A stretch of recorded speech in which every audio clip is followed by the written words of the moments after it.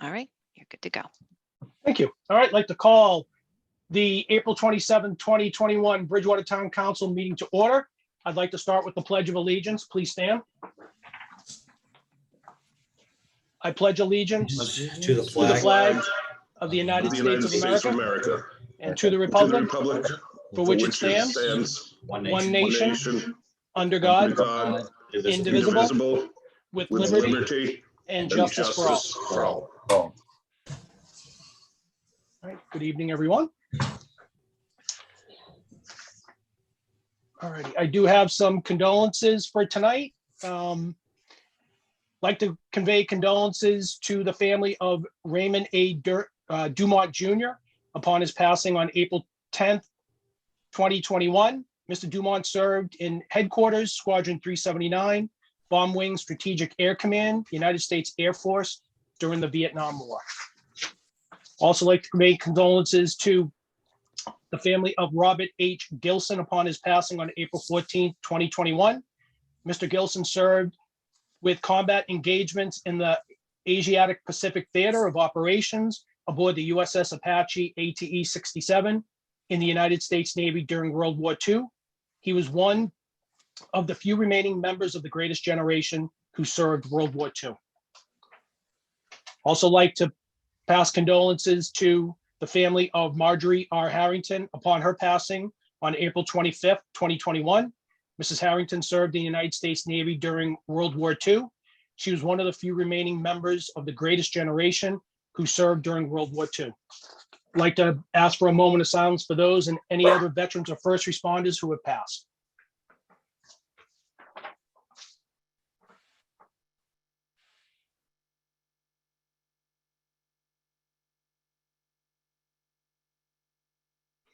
Thank you. Pursuant to Governor Baker's March 12, 2020 order suspending certain provisions of the open meeting law, GLC 30A, Section 18, and the governor's March 15, 2021 order imposing strict limitation on the number of people that may gather in one place, this meeting of the Bridgewater Town Council will be conducted via remote participation to the greatest extent possible. There will be no in-person attendance permitted. Citizens who wish to tune in to the meeting may do so via Facebook Live. I'd also like to remind everyone that this is being aired live and recorded. I will entertain a motion to approve the minutes from April 6, 2021 meeting. So moved. Second. Okay. Mr. Fitzgibbons, any questions? None, thank you. Mr. Souza? Mr. Souza, you're on mute. Okay, no, thank you. Okay, any other counselors? Okay, this requires a roll call vote.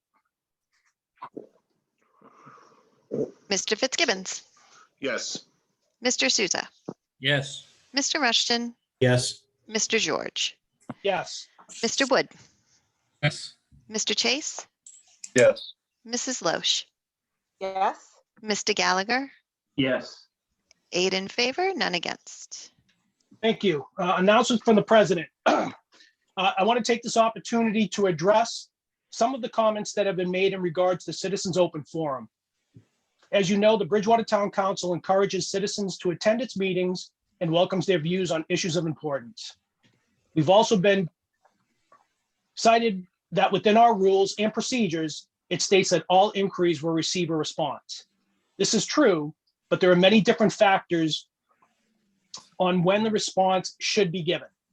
Some of the questions that are asked may be of a personal nature. In those instances, either a town councilor, the town manager, or other town officials may be asked to reach out to that individual to answer their question. Other questions may not have the answers readily available at the meeting. Although a counselor or counselors may attempt to answer a question, we do not want to cause confusion by either giving an inaccurate or incomplete answer. In those instances, I would expect the relevant parties to go out and get the information and convey the answers to the resident asking the question. There's also another potential issue that is much more relevant to the way that our meetings must run.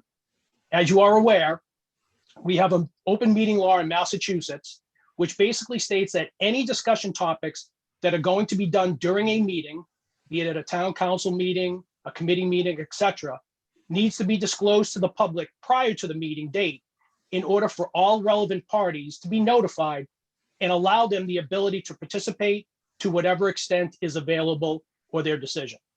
Open meeting law is a very important law that we as a council must adhere to. There are many different consequences that can occur if a councilor or a town council or the town council violates open meeting law, both from a personal nature as well as townwide. What we do not want is to have a discussion start and then conclude that the topic needs to be placed on an official town council meeting agenda. I do understand that people do get somewhat aggravated at the lack of responsiveness within open forum, but out of an abundance of caution, we will keep to the process that we have followed. I would also like to remind people that prior to the town council form of government, residents were not given the opportunity to speak at a Board of Selectmen meeting. It was at the sole discretion of the chairman of the Board of Selectmen if they would allow any residents to speak at a meeting. I personally witnessed people sit through long meetings with an expectation of being able to say something about whatever was being discussed and watching the chairman of the Board of Selectmen adjourn the meeting without allowing anyone to speak. Also, at one point, a chairman of the Board of Selectmen decided that any resident who wished to speak needed to submit the topic that they were going to speak about within with a 48 hours prior to the meeting, and the chairman would decide if they were allowed or not. Not really the way to encourage resident involvement that we all think is necessary for town government to work. I personally think the town council meeting structure so that the residents can speak at the beginning of a meeting about relevant topics that are upcoming, as well as at the end of a meeting with being able to give comments about things that were discussed in the meeting is a great way to keep people involved. I just hope all understand that we have to follow specific guidelines in order for us not to have unintended consequences, either from giving out misinformation in error or, more importantly, having a violation of open meeting law. Lastly, I want to state that within our rules, it also says that comments should be made in a respectful manner and not cast aspersion on individual council members or the council as a whole. I think I've been very fair in letting residents in the past make comments that included mentioning councilors. I think I probably have been a little too lax on upholding that rule, but it will be enforced going forward. Okay, we do not have any proclamations. Citizens open forum. If there are any citizens that would like to speak, please state your name and your street, and please keep your comments to 3 minutes. Are there any citizens that would like to speak? Mr. President, Yes, Marilee Hunt chatted and wanted to speak. okay.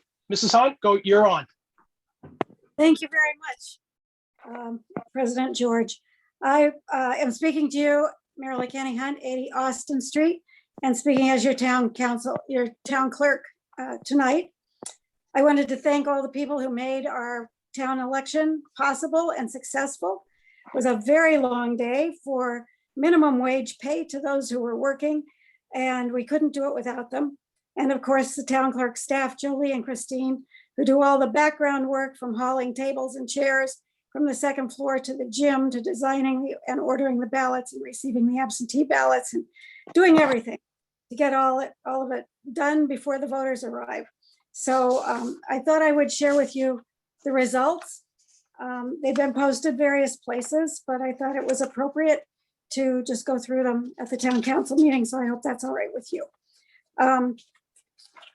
On my list, my first one is me. So sorry about that. I won the town clerk race. For Town Council District 1, Eric Moore won that race. Town Council District 2, Kevin Perry. Town Councilor District 5 to fill a 2-year vacancy, Peter Columbotus. And the Town Councilor at Large, Dennis Gallagher. For the school, Bridgewater Rainham School District School Committee, for Bridgewater, Michael Joseph Dolan and Timothy P. Fitzgibbons. And from Rainham, Laura Conrad and Rachel King. Trustees of the Public Library, those were write-in positions. We didn't have any candidates on the ballot.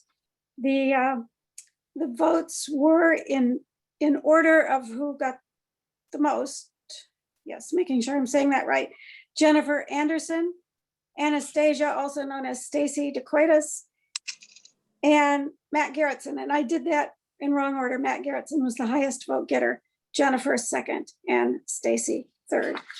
So, and then the non-binding question about retail marijuana shops, 1,079 votes yes, and 798 votes no, 14 blanks.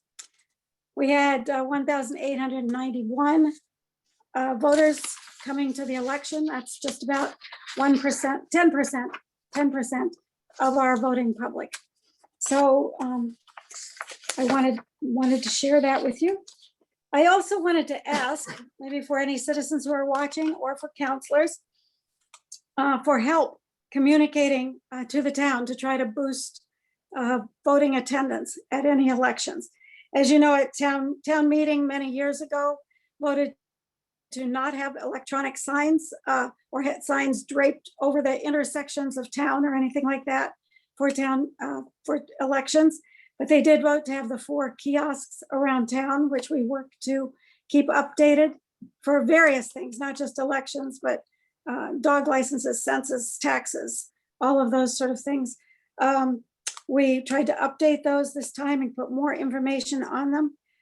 Someone put out some lighted signs with messages that I didn't approve, even though it says all voting, all election has to go through the town clerk. I hope that brought some. Mrs. Hunt? You're Yes. running up against your time a Yep, lot. and I've got 2 more sentences to go. So we used Facebook, town website, and the town flash notices. And I would like some input from citizens and from the counselors about what we can do to better advertise the elections. Thank you. Thank you. Peter Columbotus, I believe you're next. Hello, thank you for the time. I understand there's an item Peter, on the agenda. can you state your street, please? 15 Plymouth Street. Thank you. I understand there's an item on the agenda to approve Azu Etinero as the head of the Department of Public Works. And I would just like to express a concern that I understand Mr. Etinero has employment with other towns as an engineer, I believe West Bridgewater, I'm not sure, Middleborough. He's got some other obligations, professional obligations out of town. And I'm just concerned that that perhaps his time is too divided and that we're not, I just want to make sure that town of Bridgewater gets its, that he pays attention to his primary position, which is would be the Department of Public Works. I would urge the council to consider that in the approval of this position, and perhaps prevail upon the town manager to ensure that Bridgewater, the work in Bridgewater will be Mr. Intenero's top priority. I understand that last week the planning board needed his services for an application, and Mr. Intenero was on a Zoom call with both his other professional obligation and his obligation to Bridgewater. So just urge the council to perhaps press the town manager for reassurance that his position in Bridgewater will take precedence over any other professional obligations he may have. That's it. Thank you. Thank you. Are there any other residents that would like to speak? Yes, I would. Can you hear me? I can hear you. Can we have your name and your street, please? Yes, this is Aisha Hussain, and this is from 40 Sophia Lane. Okay, go right ahead. About the elections, just wanted to give my input a little bit as well. I really don't think that was in this, especially in Corona times, it was not advertised enough for the people to come and give their, cast their votes, first of all. Secondly, as we all know, we have Bridgewater State University here with a large number of young adults. And then we also have our children in the town of Bridgewater. So I'm extremely, extremely concerned with the retail of marijuana going on, going to happen in our town. Just from the facts, we all know how harmful it is. If you give a little child, a baby who's crawling, and they can see a little coal burning, they don't know what it is. They want to grab it. With a huge number of young adults whose minds are not mature enough to differentiate what harmful effects can that do, CBD, marijuana retail, to their brains, and how much it can affect their future, we are really jeopardizing our youngsters' future. Not, it's just not a tiny little profit thing anymore. It is the future of our children. This is our future. I'm like, I do not understand why was this put on the ballot. First of all, it was not advertised enough. The citizens should have been sent something in the snail mail so everybody knew what was going on. We had put a stop to it a little while ago, and most of the people, including myself, we thought that was the end of it. And then it was just on the ballot because, as I said, probably 95% of the population did not know that was happening. And especially in COVID times, we were not notified that there's going to be an election. There was nothing in the mail. People cannot just roam around in the COVID times. Nobody can just go to the, we all know what is the situation right now. I do not have to You're running up explain. against your time. My concern is the general public was not notified of this change to put this question on the ballot. And then only 10% of the voters somehow, including myself, I went and voted against it because, of course, I'm not concerned for my personal household because my kids are grown ups. But I live in a town, and I'm sorry, Ms. care Said, for you've run up against your time. Thank you very much. Are there any other residents who'd like to speak during open forum? I did see I'd like to speak. I don't There's want a raised hand from Raised somebody on the hand. phone. I have no idea who it is. So could you identify Hi. yourself? Hi, it's Taylor Sullivan from 250 Norland Park. Can you guys hear me okay? Yep. Okay, sorry, I was just away from the door. Okay. So 250 Norland Park. Good evening, counselors. I specifically want to say welcome to Mr. Moore and Dr. Perry. I also just briefly wanted to thank Mr. Rushton, Mr. Gallagher, Tim Fitzgibbons, and Ms. Loesch for making your stance on recreational marijuana very clear and voting with your conscience always. It's greatly appreciated. As I mentioned, my name is Taylor Sullivan. I'm with Bridgewater Cares, a group that has been trying to stop a particular counselor's endless attempts to bring recreational marijuana to our beautiful town for over 3 years now. I am here, as I have been many times, and probably unfortunately will continue to be, to ask the council to have the courage to take the time to learn about more marijuana and its harmful effects on not only the user, but their families as well.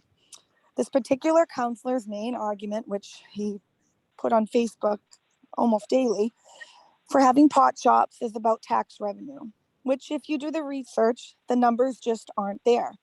There is no magic solution to generating more money in our town. We all know this, and it's part of the reason why y'all's job is so hard. If it's too good to be true, remember, it usually is. We do know that marijuana in town leads to more usage amongst our young people, an increased black market, increased crime and traffic. But if that isn't reason enough for you to be against having retail marijuana in our town, I ask you to do a little homework in the next few weeks. Reach out to a person who has had a family member start on marijuana as a gateway drug and become an addict. Ask them about it. Ask them what it has done to their family. See what their home life is like. Talk to someone in recovery. Talk to someone who has had their child ran over and killed by someone high on marijuana. Ask them what they think of pot shops. If you don't know any of these people, there are many groups you can reach out to, including our own here in our town, Bridgewater Cares. Our email is bridgewatercares@gmail.com. Start these conversations. These types of things can't be quantified with numbers. They take conversations, albeit difficult, but important. If you can't relate to these people, then have the empathy to put yourself in their situation. While voting with your conscience may not always be popular, it is what is best for our town, especially for the youth of our town. Thank you. Thank you.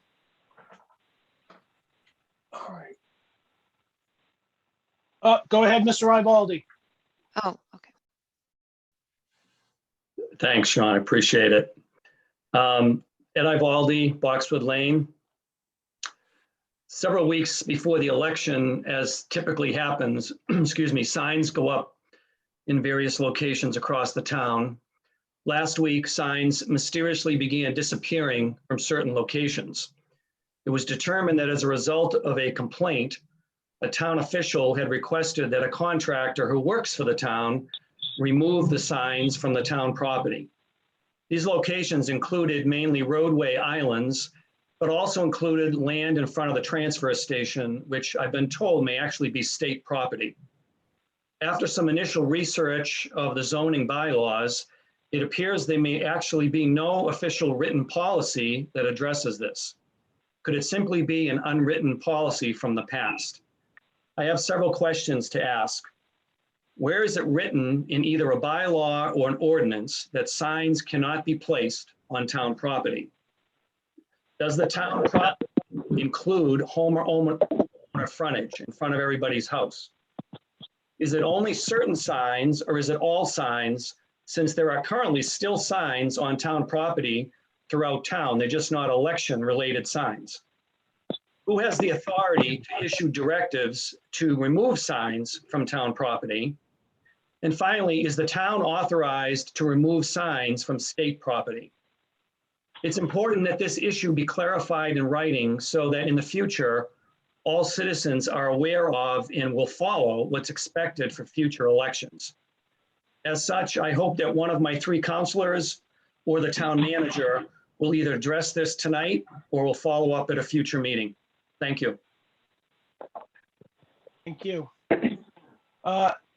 Mr. Akins, I believe you wanted to speak. Yeah, I want to speak. I'm disgusted. Okay. Mr. Akins, can you state your street, please? Oak Meadow Place. Okay. I'm going to try and be as nice as I possibly can, but I'm really ticked off. And the reason why I'm ticked off is because we are doing ridiculous, non-binding votes in the middle of a pandemic. And there's one counselor who is doing it. That same counselor abandoned his post last year, then got that seat filled by somebody who volunteered for it. And then he was elected by a margin of 34 votes. 34 votes in the middle of a pandemic. That's nothing. That's just because he belongs to groups and he knows people. That's it. He had less than 200 votes altogether. And now he pulls this, something that we voted on time and time again, to have a non-binding question on the ballot during a pandemic to take advantage of the situation yet again. And I find out, because I haven't been paying attention, because I was disgusted at how I was treated by this group, because I was part of the planning board as a non-voting member, I was told that I couldn't be part of the charter review thing to get rid of some of these loopholes that are being exploited. So I'm already ticked off, and I kind of avoided this place because it just disgusted me so much. So I'm now looking at what happened. I find out about this non-binding vote that happened this last weekend. We barely had during a time when we can't meet in person. This is ridiculous. This is playing games. And there's a couple of there's two particular counselors who have resigned their post so that they can sit back and run again, or whatever their reason is. It's ridiculous, and we allow it. We have to get rid of this form of government because it's a piece of garbage. We don't have to go back to the town meeting, but this is wrong. The same people have been in power since the beginning of this thing.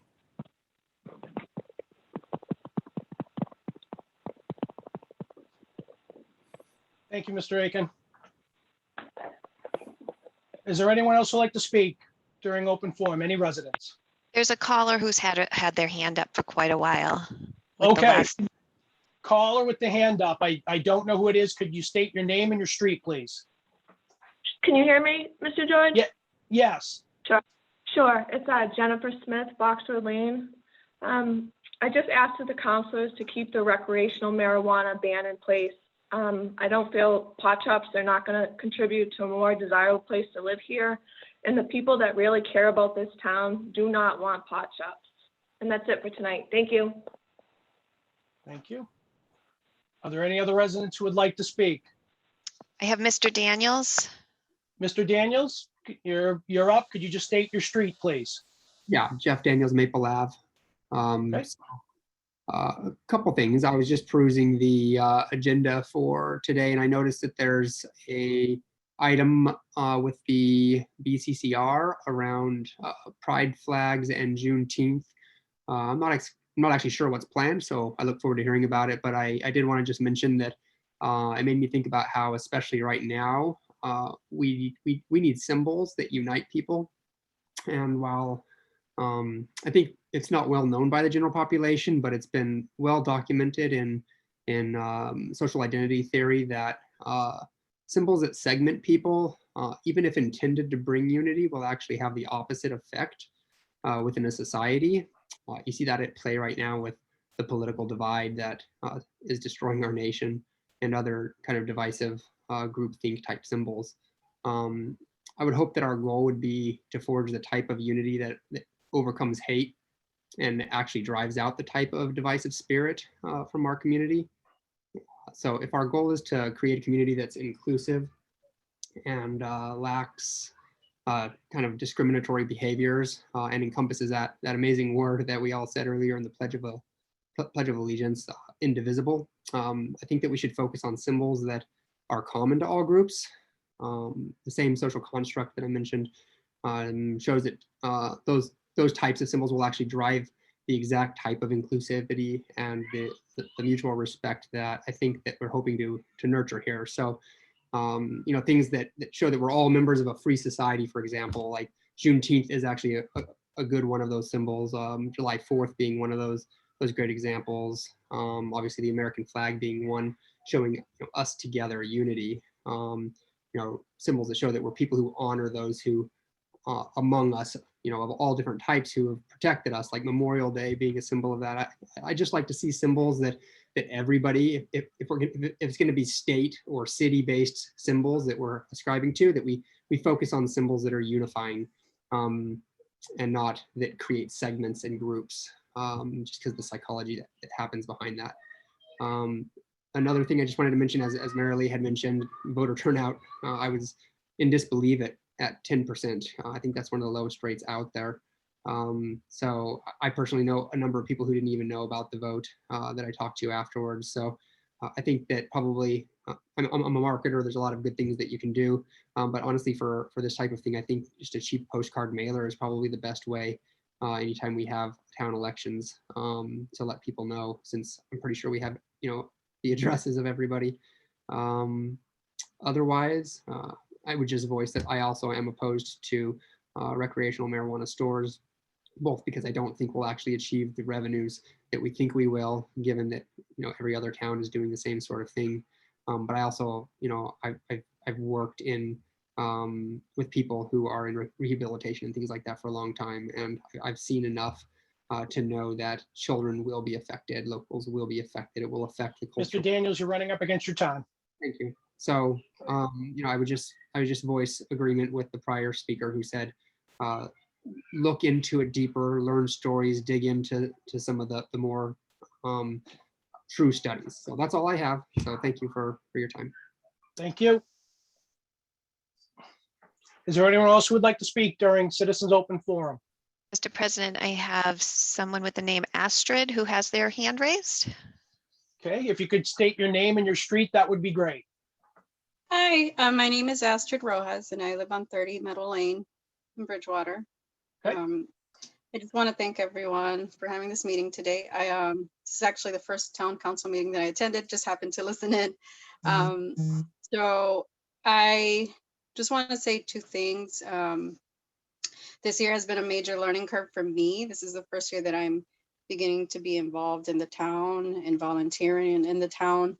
And I think out of all of the events that have happened this year that led me to that point, one of them was through a town Facebook group where I was, I was listening, or I guess reading the comments about, say, the school budget, and I was shocked with it.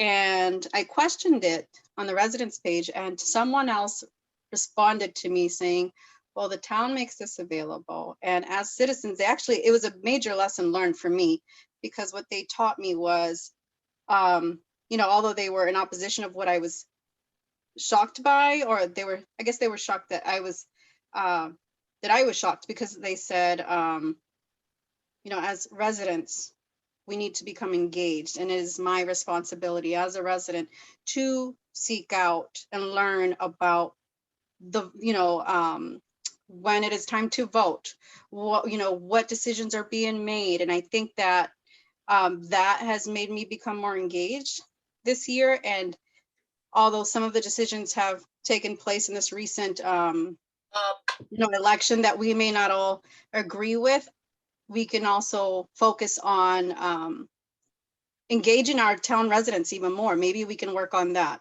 And that including me, right? Getting our local residents to come out to vote, or, just looking for ways to do that better in the future. But I don't want to hold the entire responsibility on the town, that you're not doing a good job. I think that it's everyone's responsibility to become engaged. I just want to say that. And then with regards to the flag, although I cannot say that, that I have a dire need for a flag to be posted out, but I do understand that there's a great need for people to feel that there are safe spaces and they're safe towns and there are areas in which they are welcomed. And although, the previous speaker thought that it would, or it may possibly cause division, I think if anything, it would help new residents or current residents feel that they are welcomed in this town. And I think that we really do need this, not only because we're going through a pandemic, but because of everything that's going on in society right now. So I am in full support of that. And I just wanted to mention that. Thank you. Thank you. Are there any other residents who would like to speak?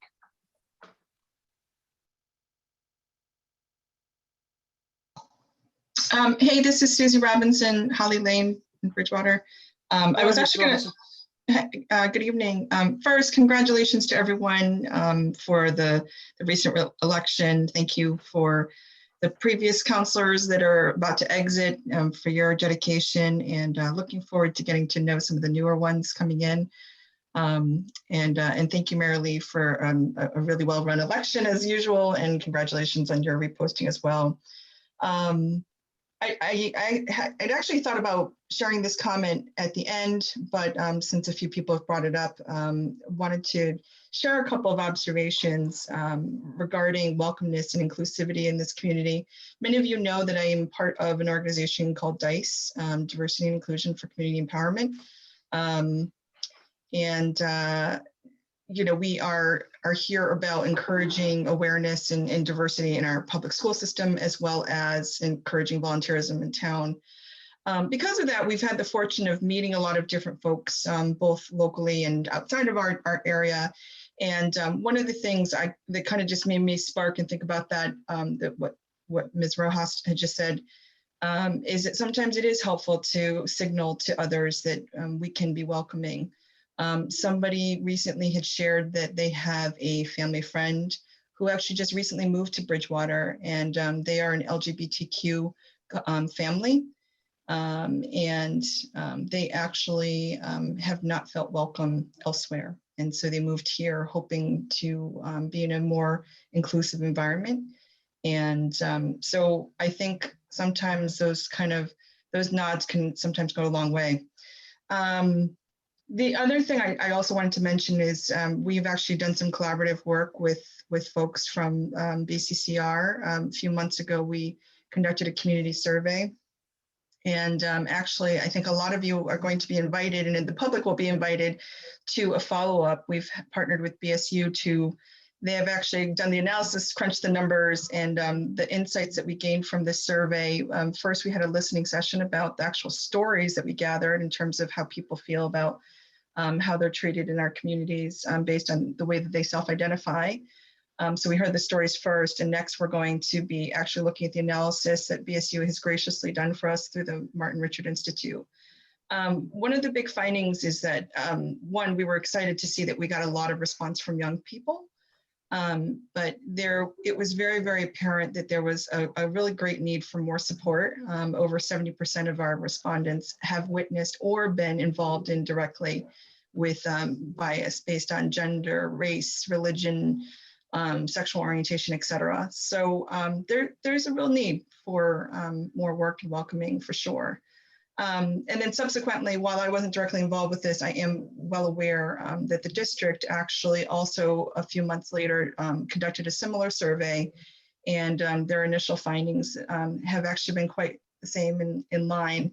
Ms. Robinson, you're running up against your time, just to let you know. Okay, thank you. So I just want to point that out as we think about, while these symbols, you may have a personal opinion, also please look at the community feedback and the data that has been collecting and that will be available on a more widely basis. Thank you. Thank you. Are there any other residents who would like to speak?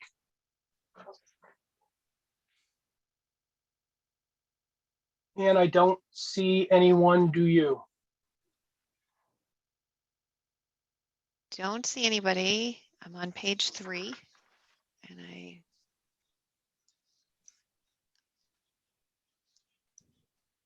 I've gone through twice and I don't see any raised hands on videos, and I don't see anybody who's raised their hand virtually.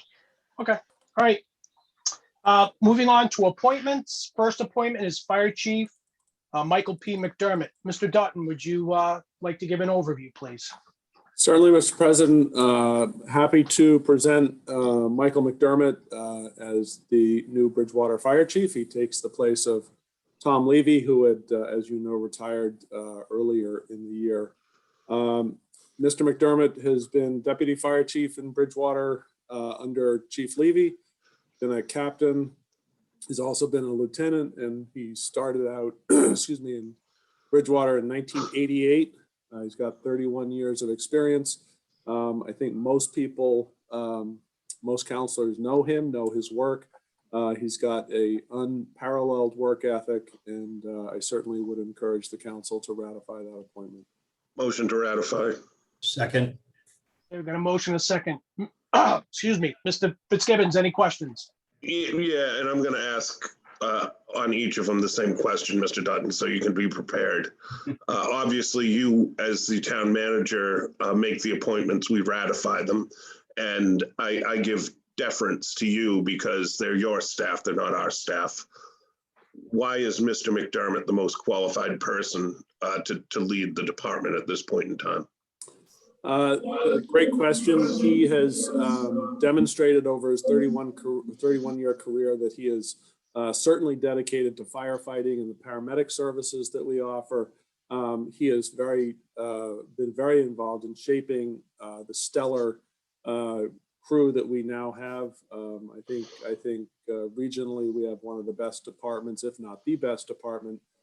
He's been a large part of shaping that. EFD doesn't stand for best fire department for nothing. Exactly. And he, quite honestly, he has served as in the past as union president.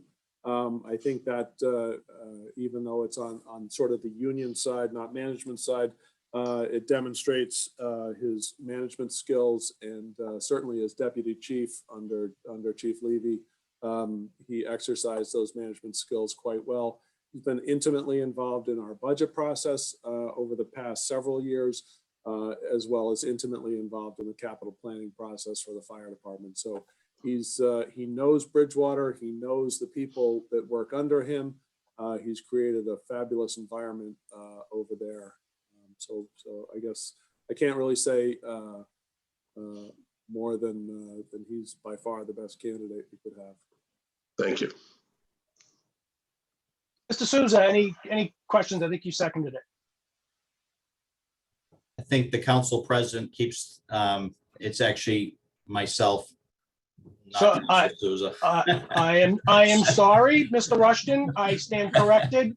Any questions or comments, Mr. Rushton? No worries at all. I didn't mention it before, but on this one I will. I obviously couldn't be more pleased tonight to see this recommendation from the town manager for Chief McDermott. Having worked in public safety alongside him for the last 20 years or so, you know, I have seen firsthand at a number of major incidents in the town of Bridgewater. And there's no question that he's the right leadership right now. I've had the pleasure of working with him on the fire building committee. And I look forward to working with him on both the committee and on the town council. Thank you, Mr. Rushton. Any other councilors with any questions or comments? Seeing none, this requires a roll call vote. Mr. Gallagher, Yes. Mrs. Loesch, Yes. Mr. Chase, Yes. Mr. Wood, Yes. Mr. George, Yes. Mr. Rushton, Yes. Mr. Souza, Yes. Mr. Fitzgibbons. Yes. 8 in favor, none against. Congratulations, Chief McDermott. Moving on to DPW Director, Zoom Enteranu. Mr. Dutton, would you like to make any comments? Certainly, Mr. President. Mr. Etnero is by far the most qualified for Bridgewater, and I'll explain that in a few moments. I do want to address past and future Councillor Columbotus's concerns about Mr. Etnero's other work. So let me just sort of back up and say one of the things that we've been able to do in Bridgewater, I think extremely effectively, is identify people, the best people for the job. We've, as you know, as the council knows, and I've said it before, we have not rushed into hiring people if we can't find the right person for the job that we need done. We'd rather leave the position open and just cover it ourselves. So in this case, we have created a DPW that was created a number of years ago when the council voted the administrative code. We have waited until now for two reasons. One, because we wanted to find the best person. Two, because we were not in the financial position to be able to hire a DPW director. Azu, I think, brings to this position almost 40 years of experience in the private sector and also in the public sector. One of the things we've tried to do is tap people with private sector and public sector experience, specifically because they understand what it takes to get a job done, what it takes to open a business, what it takes to run a business. So those are all qualities that we find very important in the public sector, quite frankly. So he is ultimately qualified. He is he trains, basically, to put it in sort of fire language or police language, he trains the trainers. He has been very active and has served as president of a number of professional organizations that he's been involved with. He has had an active private practice, but I can tell you to allay some fears that being DPW director is a full-time 24/7 job. It will be and has to be his primary focus. And so again, certainly happy to answer questions, but would hardly endorse and encourage ratification. I'll Motion entertain to a motion ratify. to approve. So Second. moved. Motion and a second. Mr. And- Fitzgibbons. And so, Mr. Dutton, I'll just make sure I follow up on that, that there will be performance expectations for Mr. Nero around, as Mr. Columbotus alluded to, his other duties he may have, versus prioritizing the work of the town of Bridgewater. And he'll be rated on that, so to speak. Is that true? Absolutely. And I absolutely, Counselor, that is correct. And I do want to clarify one other thing. Right now, Azu serves as town engineer. Being the DPW director means that he will serve and create the DPW. We will be hiring a town engineer to work under him, and we look forward to training that person as well. So we've got the right person in the DPW position to create the DPW that we need for Bridgewater, and we will be bringing in an engineer in order to do the much of the work that the zoo does right now. If I may just follow up, Mr. President. Yes. Some might look at that and say, well, now you're creating two management positions, and we know that especially the highway department in the DPW has needs for boots on the ground. Why is it important to do that instead of hiring more people to actually do the work on the streets? Great question. We actually have a number of openings in the highway department that we've been desperately trying to fill, specifically boots on the ground positions. We pay fairly well. We've had, again, this sort of goes to what I was saying before. We've had advertisements out. We've done pretty aggressive recruitment on filling boots in the ground.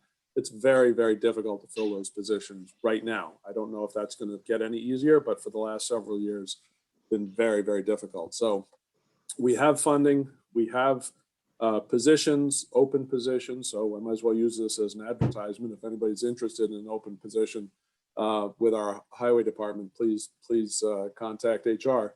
Being an engineer is not a management position.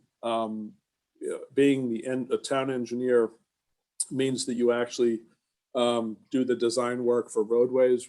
As council knows, we've spent probably close to $600,000 just in road engineering for Cross Street and Flag Street, and that's underway right now. So this is an opportunity to bring that in-house, save a significant amount of money on engineering expense, but in order to tie, and the whole point of a DPW is in order to make sure that we are taking advantage of all the efficiencies that all the various departments have to offer, and combine those, you need somebody who's got the ability to see the broad picture and point and direct people in the right direction. So that's sort of the nutshell answer, I guess.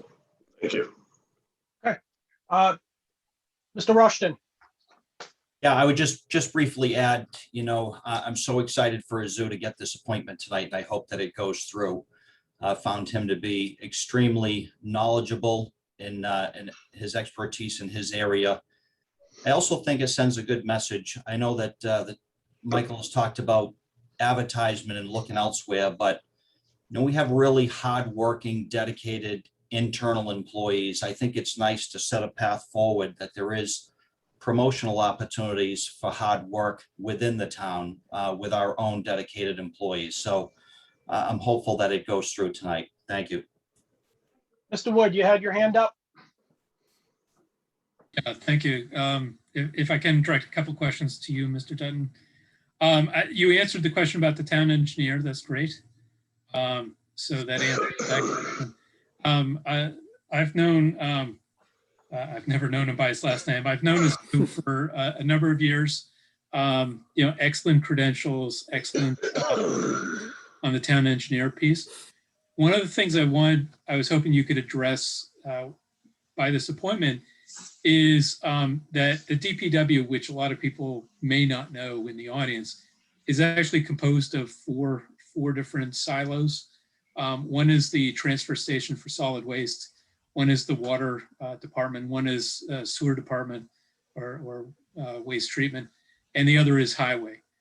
Can you maybe address a little bit how you see a zoo pulling that together for the first time and really creating that DPW piece? What about his skill set tells you that that's a good fit? That's a great question, and I would answer that similar to Chief McDermott. Azu has worked in this town for 30 plus years, 37 plus years in one capacity or another. He knows this town inside out, and he understands. He can, probably tell you off the top of his head exactly what roads need rebuilding, what infrastructure, what sewer and water lines need to be replaced, and where. So he's got a knowledge of all that. We're entering a time when we've got to pay a lot more attention to stormwater runoff. We haven't made that a big issue, certainly in front of the council, but internally we know that we've got enormous amounts of work to do to manage our stormwater runoff. And again, obviously, he teaches the teacher, so he's well suited for that. But I think mostly he is obviously, I think the right person for this job, just because of his deep knowledge of Bridgewater. And quite honestly, I was going to say this a little earlier, but his work as town engineer has honestly somewhat morphed into sort of a de facto DPW. He coordinates with water and sewer. He coordinates with highway. He's developed very good relationships with all the employees in all those departments. So being able to address a situation like Cross Street, he's managed the bid process to get the engineers that we have gotten to do Cross Street. He's interacted with them with water and sewer so that we know exactly, what parts of Cross Street, in this case, I think all of it needs replacement water lines. And so he can ladder out the timelines and the timetables and ladder out the relative costs for projects like that. So really a lot of the questions that have been somewhat unanswered, and a lot of the things that we've had to address at some significant cost over the years. Once we get a functioning DPW in place and well managed, we'll be able to reduce a lot of those costs, and just quite frankly use the departments more efficiently, use equipment more efficiently, and use employees and staff more efficiently. Any other questions from any other counselors? Seeing none, this requires a roll call vote. Mr. Fitzgibbons, Yes. Mr. Souza, Yes. Mr. Rushton, Yes. Mr. George, Yes. Mr. Wood, Yes. Mr. Chase, Yes. Mrs. Loesch, Yes. Mr. Gallagher. Yes. 8 in favor, none against. Congratulations, Mr. Intanero. I think I finally got it right. Moving on to Housing Authority, Mark Lindy. Mr. Dutton, anything to add to this appointment? I would only add, I had discussion with Mr. Lindy last week. He's very excited about this, and I think he's got some great experience with housing authorities in other towns, other cities. So I would encourage, I think you all know Mark, I would encourage the ratification of Mark Lindy to the Housing Authority. Motion to approve. Second. Mr. Fitzgibbons? I'll just, before I ask my question, I'll just preface it by saying I think Mr. Lindy's a great choice, but could you highlight, Mr. Dutton, the experience he has in the housing authorities, and also explain the relationship between the state and the town in a housing authority? I'll take the second one first. The state has essentially creates the housing authority. It's funded mostly with federal HUD money, so it's federal funding that flows through the states and into the housing authorities to offset the differential between whatever the resident pays and whatever the cost of it is to provide the housing. So as councilors well know, we don't fund any of the housing authority. It's sort of a quasi-independent from a financial sense, and so housing authorities are that way pretty much throughout the state. In our case, there are 5 members of the housing authority. 1 member is appointed by the governor, and then 4 are appointed and ratified by the town. And he would serve the seat that was most recently given up by Lorraine Carrozza, who served quite effectively on the housing authority prior to Mark. Right now, the housing authority is, I believe, in a search for a new executive director. Karen Rudd had retired a couple of months ago, and so having a full board is somewhat important to the housing authority. Mr. Lindy has had, I believe had interaction with the Brockton Housing Authority. As a Brockton cable access director, I think he had a lot of involvement with the housing authority there, and got a fair amount of insight as well. Mr. Souza, any questions? No, sir. It's already been said. I've talked to him several times, and I agree he's a good fit for this position. Any other councilors with questions? Mr. Rushton? I just want to quickly add, I had sought out Mark for this particular position, having served on the Housing Authority for 8 years prior to getting on the council. I think Mark is a perfect fit. Just to give you a little background, we had the initial conversation. He's already been through all of their meeting minutes. He's attended their board meetings. He's met with members of the current board. Really just shows the ambition and drive he has to, really get on that board and do some good work. As the town manager mentioned, they're looking for an executive director, have a number of members that are going to be coming off the board, and I think Mark is really a perfect fit for this role. Thank you. Any other councilors? Seeing none, this requires a roll call vote. Mr. Gallagher, Yes. Mrs. Loesch, Yes. Mr. Chase, Yes. Mr. Wood, Yes. Mr. George, Yes. Mr. Rushton, Yes. Mr. Souza, Yes. Mr. Fitzgibbons. Yes. 8 in favor, none against. Okay, moving on to hearings. It is now 8:01. I will call the meeting to order the hearing on Order O FY 21 loan authorization Curve Street water main.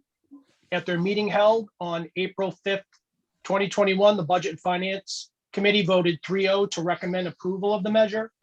The Finance Committee voted 6-0 to recommend approval. This measure has been duly advertised in the enterprise and on the town's website for a public hearing, therefore may finally be considered this evening at the close of the hearing. Mr. Dutton, anything to add to this? I will tell you just briefly I think the councilors know, but for the folks that would like to more detail, this proposal would replace 8-inch water pipe that runs approximately 60% of Curve Street. It'll also complete the other 40% of Curve Street where there is no water service. It's one, if not the only location in town that's not served by town water. So that is a benefit as well. The loop, it'll also create a loop, which is very important for water quality purposes. And that is important as well. The Duxboro Estates, which has been permitted and is under construction off of Curve Street, would also be served by this water main. And for that reason, the state had awarded us a mass housing choice initiative capital grant to the tune of $225,000 that would offset the total cost of this project. So as is the case with most loan authorizations, we authorize the total amount, and then we offset that after the fact with the awards, the grant awards. Thank you, Mr. Dutton. Any general questions from the public?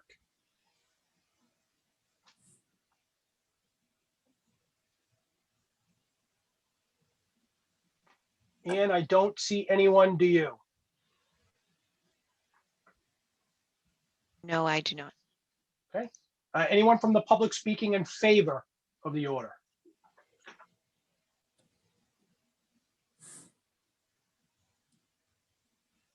I don't see anyone, do you? No, I do not. Okay. Is there anyone from the public speaking in opposition of the order?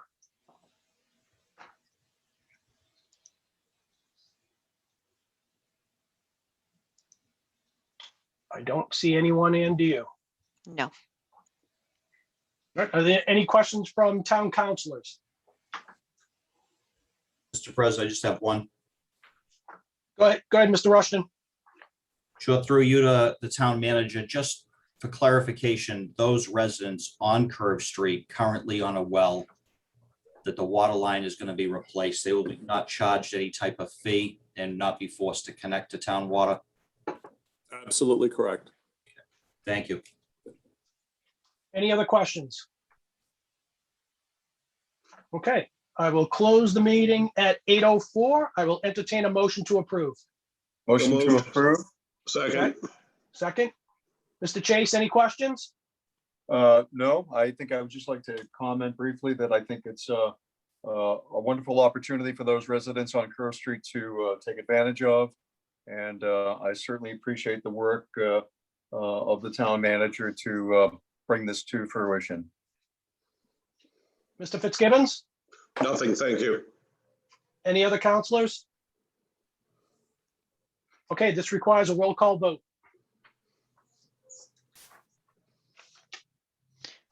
Mr. Fitzgibbons, Yes. Mr. Souza, Yes. Mr. Rushton, Yes. Mr. George, Yes. Mr. Wood. Yes, Yes. thank you. Mr. Chase, Yes. Mrs. Loesch. Yes. Mr. Gallagher. Yes. 8 in favor, none against. Moving on to license transactions, petition P 2021-010, new common vic license, Irene Nealand, DBA Bogies 106, 2103 Old Plymouth Street. Motion to approve. Before I entertain that, Mr. Dutton, can you just give us a little overview of what this is? Within the packet, I saw that we have the checklist, but I'm not exactly sure what this establishment is. Is the petitioner here? Do we know? I don't know, Mr. President. Let me take a look. All right, if the petitioner's not here, just I'd like just a brief overview of the establishment. Certainly, this is actually a single station food truck that would be located on 2103 Old Plymouth Street, which is an industrial, I believe it's industrial A zone. It's been reviewed by obviously the building inspector, all the relevant departments, including health, fire, building, so forth. So it's, I think in your packet is the checklist. In your packet is not the location, but it's proposed to be a stationary location right, I believe, right next to the small little strip mall. Yep. there on Old Plymouth. Okay. All right. Thank you. All right. So we have a motion to approve by Mr. Fitzgibbons. Is there a second? A second. Mr. Chase. Mr. Fitzgibbons, any questions? Nothing, thank you. Mr. Chase? No, nothing further. Thank you. Any other counselors? Okay, this requires a roll call vote. Mr. Gallagher, Yes. Mrs. Loesch, Yes. Mr. Chase, Yes.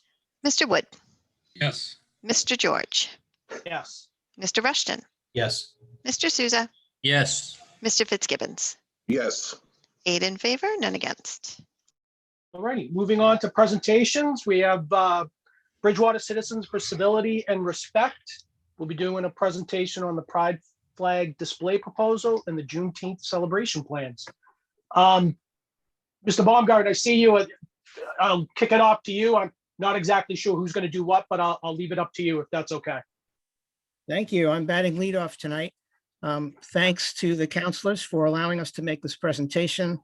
Thank you for your service and welcome to the newly elected folks. So we have 2 presentations, one on the Pride flag and one on Juneteenth, and I'm going to speak specifically to the Pride flag request. We are coming before you this night asking that the town of Bridgewater demonstrate support for the often discriminated against LGBTQ community by issuing a proclamation reinforcing its commitment to civil rights for all, in this case, the rights of the LGBTQ community, and in conjunction with that proclamation, flying the Pride flag in front of the Academy building during the week of June 7 to 11, 2021, to coincide with the national celebration of Pride Month. Such a proclamation would reinforce the language in the 2016 proclamation drafted by the council and posted in the Academy building, upholding a tradition of respect which guarantees civil rights for all. We bring this request forward tonight, even though we are aware that you have not yet approved the recently proposed ordinance regarding such flag displays. But we are confident that the Rules and Procedures Committee and ultimately the full council will adopt this ordinance and then vote favorably on our proposal. We wanted our request to be on the table with sufficient time to move forward by June. You may ask about the purpose of flying this flag or stepping up to make similar statements or proclamations in the future. By doing so, you would be sending strong messages, and such messages are critical. In recent weeks, I have reflected upon the many activities undertaken by BCCR.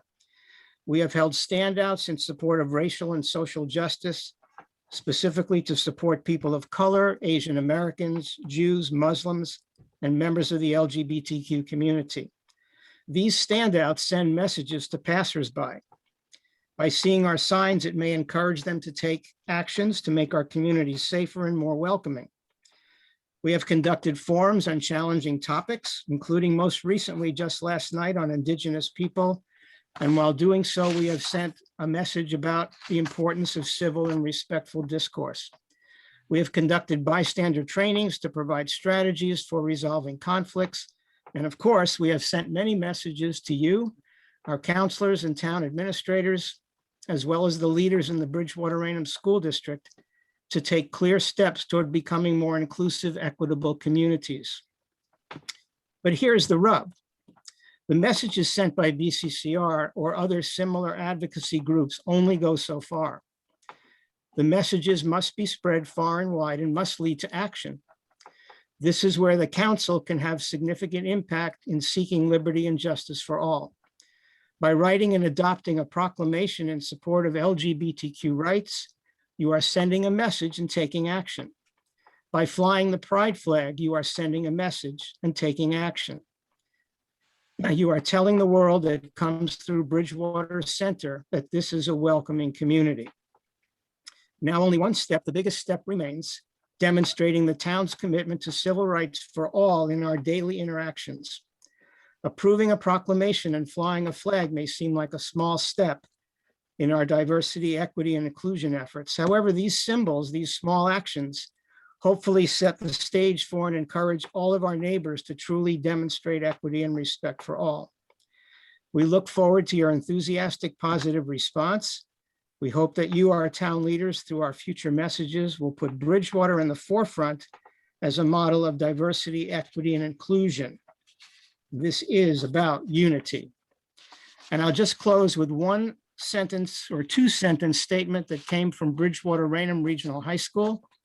The Gender and Sexuality Alliance at BRRHS fully supports the flying of the pride flag over Town Hall to increase visibility and representation of the LGBTQ community. This would help children and teens view Bridgewater as a safe and accepting community. Now Vernon Domingo will have a few statements on this request as well. Thank you. Thank you very much. My name is Vernon Domingo, 36 Saddle Drive. I'm a proud parent of a transgender son who is actually also a BR high school graduate. And yes, there are many LGBTQ people, individuals and their families who live in our town. Thank you, town council members, for considering this proposal to fly the pride flag right here in Bridgewater as we all continue to help making Bridgewater a welcoming place. We think that when this proposal is implemented, the town itself can hold its collective head even higher. The proposal to fly the pride flag is taking place, I assure you, in many towns across our Commonwealth right now. We are not alone in this time of greater awareness of the often unthought of practices of omission that we now challenge as we deliberately and consciously move our towns forward towards greater inclusion. In Hingham, for example, the pride flag now flies on school property. A proposal similar to ours is being discussed at town governments in Dighton, Woburn, Salem, Fairhaven, and many others. And of course, the pride flag is hosted every June at the Boston City Hall. This pride flag project is also supported by many other groups in our town outside of the BCCR group, as you have heard tonight in opening comments by citizens. These supporters include, as you have heard, the BR High School, which has an active GSA, which stands for Gay, Straight, and Gender Sexual Alliance. In addition, the Pride Center at Bridgewater State University has also supported this project. And they say, and I quote them, "We would like to offer our heartfelt gratitude and support to the BCCR for the work to fight bias and oppression and to create greater diversity and inclusion in this community. The present goal to fly the pride flag at the town building offices would be an important milestone for visibility and affirmation of LGBTQ individuals in Bridgewater and beyond. We welcome this opportunity to work with you to create a town that is welcoming and inclusive, and a town that says so openly and values and supports symbols of inclusion, such as the pride flag." Thank you. Antoinette will be next. We'll switch over to Juneteenth. Juneteenth, I need that lady. Good evening, everyone. My name is Antoinette Riley Purified. I live at 48 Hammond Street in Bridgewater. In March, a group of diverse and enthusiastic volunteers met. What was that last shit we heard? Hey. Pam? Excuse me? Nope, that's okay. Go right ahead. Sorry. Okay. In March, a group of diverse and enthusiastic volunteers met by Zoom to plan the town's first ever Juneteenth celebration on Saturday, June 19th, with a tentative rain date of June 20th. This Bridgewater group is named the first annual Juneteenth Planning Committee. We are hoping for a successful event and look forward to many more Juneteenth celebrations in the future. The sponsors for this event are the First Parish Church, Unitarian Universalists, and the Bridgewater Communities for Civil Rights. We have obtained town approval to hold the celebration at the Stanley Iron Works Park, located near the town's highway department. We are working along with various town departments to make sure the celebration happens smoothly and safely. Here's a summary of the holiday's history. Juneteenth has always been recognized in the African American community as Black Independence Day or Emancipation Day. President Abraham Lincoln issued the Emancipation Proclamation, making slavery illegal by January 1st, 1863. The Civil War had officially ended April 9th, 1865, but the Trans-Mississippi Army did not surrender until June 2nd, 1865. Union General Gordon Granger rode into Galveston, Texas, and announced that the Civil War was over. On June 19th, 1863, the last of the African slaves were made aware that they were free. In 1979, Texas became the first state to establish Juneteenth as a state holiday. Juneteenth was declared an official Massachusetts holiday by Governor Baker in July 2020. Today, people celebrate Juneteenth by having festivals, cookouts with families built around traditions and activities. We are planning on a 3-hour celebration from 3 p.m. to 6 p.m. in the park with speakers, musical performers. In addition, we will have food vendors that will serve soul and Caribbean food. We will also have vendors selling arts and crafts. Parking will be available on site with parking attendants directing drivers to open spots. Historian Steve Rogan, chair of the Bridgewater Historical Society, is set to speak, as well as BSU history professors, Dr. Emily Ford and Dr. Kevin McGaw. They will speak about the greater Bridgewater area's history around slavery from colonial times through the Civil War and beyond. We are now looking for community support as well as financial sponsorship in order to help make this glorious celebration successful. We wish to invite you as the town council to attend this event and to say a few words. The support of the council would go a long way in the continuation of the Juneteenth in Bridgewater. This is also an open invitation to people of all ages and backgrounds to participate, as we ask you to simply come and share the joy, take part, and learn a new aspect of America's culture. The first annual Juneteenth Planning Committee appreciates the support and encouragement that we have received from the Bridgewater community thus far. Thank you for taking the time to listen to me. And now I'll hand it over to Beryl Domingo.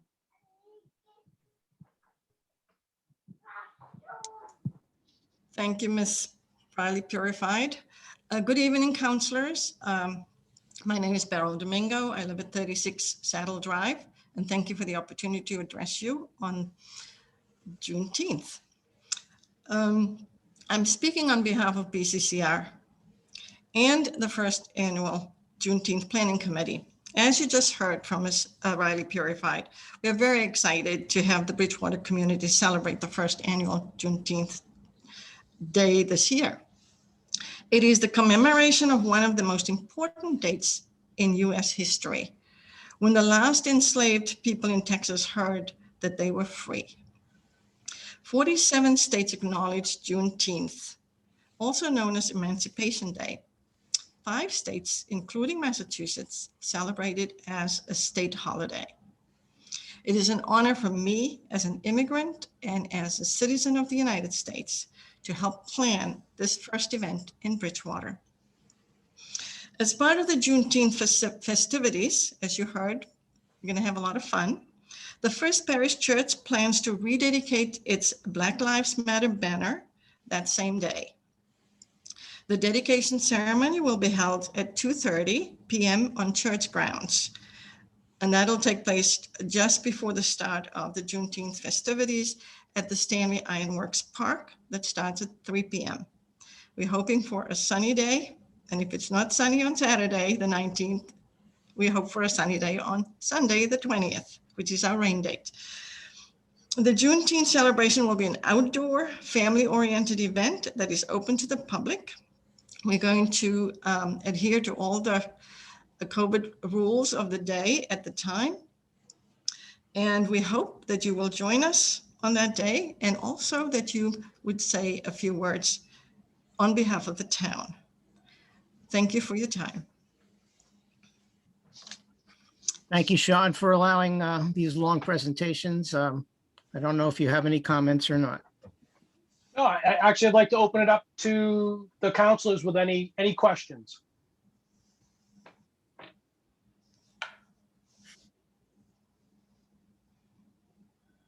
Well, what I'd like to say first and foremost is thank you very much to all the presenters. And also, thank you very much for putting your personal time into, I will say, a lot of good things in regards to both from the flag perspective as well as the celebration. I cross my fingers for good weather as well. Probably one of the few things we have no control over, but hopefully Mother Nature's listening right now and cooperates. So thank you very much again. If there's anything we can help with, please let us know. Thank you. Okay, moving on to Community and Economic Development Update, Zoning Codification. We have Ms. Burke, our Community and Economic Development Director. The floor is yours. Thank you and good evening. Thank you, President George, councilors, and Mr. Dutton for having me here this evening. I'm just going to go over a little bit of what the Community Economic Development Department's been working on, mostly the past year. Then I'll review sort of where we are with the master plan update, and then, as you mentioned, the zoning recodification. First, I just wanted to mention, those of you who don't know my staff, just sort of call them out a little bit and say what a wonderful job I think they've done over this past year. So we have, those of you who don't know, our assistant planner, Elijah Romulus, left about 2 months ago and moved to work for the Old Colony Planning Council. So he did some great things for us, particularly in the area of green energy and sustainability, but he decided to move on and work with OCPC. So we have promoted our executive assistant, Jasmine Farinacci, to assistant planner. And so far she's working out great. We're excited to have her in that role.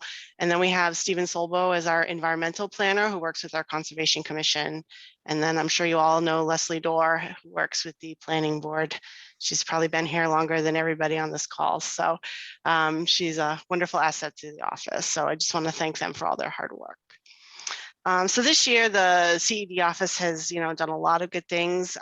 We helped with the completion of the Elm Street reconstruction, which was a really good project for the town. It brought some great businesses into that area, including 110,000 square feet for FW Web on Elm Street. Theory Wellness had an expansion over there. There was a new, I think it was about 30,000 square foot multi-bay contractor building on Elm Street. And then of course the new 400,000 square foot warehouse that I believe is about to have a tenant. I'm not sure which one, but I believe it's about to get a tenant fit out pretty soon. So we're pretty excited that that infrastructure project was able to bring some quality economic development to the town. Over the year, we also reviewed and approved, as I'm sure you're aware, the Mitchell School site plan. As you know, that's under construction. On Fruit Street, the Claremont development team presented a flex building of 103,000 square feet that was approved and is about to start construction. So that's another good economic development project in town. And then just recently, 2 weeks ago, the planning board approved the Broad Street mixed use development that's been in front of the board for about 8 or 9 months at 62 residential units with commercial on the first floor. So if and when that gets built, it will be a great boom to the downtown for redevelopment and revitalization, which is one of our major goals for the downtown. So those are some of the major projects that we've been working on. In regards to the master plan, I'll let you know. So we've been working with Judy Barrett at Barrett Consulting on that project. The Comprehensive Master Plan Committee, which was made up of several residents in town, some committee members, some representation from BSU, finished up their work in about December of this past year. And we had some public hearings with them and we did a lot of work with them. All of the draft documents have since been posted on the town website under the Planning and Economic Development webpage, so they're there for anybody to review. We are now in the implementation stage, and that is a staff committee working on implementation to get those, what we're going to take those goals and visions and put those into reality now. Then the planning board will begin their review process of the documents and the implementation. And the goal is to have the plan approved by the end of the summer. So we're hoping that by fall, we will have an approved master plan with some implementation that we can, work on over the next 10, 15 years. So that's hopefully our goal.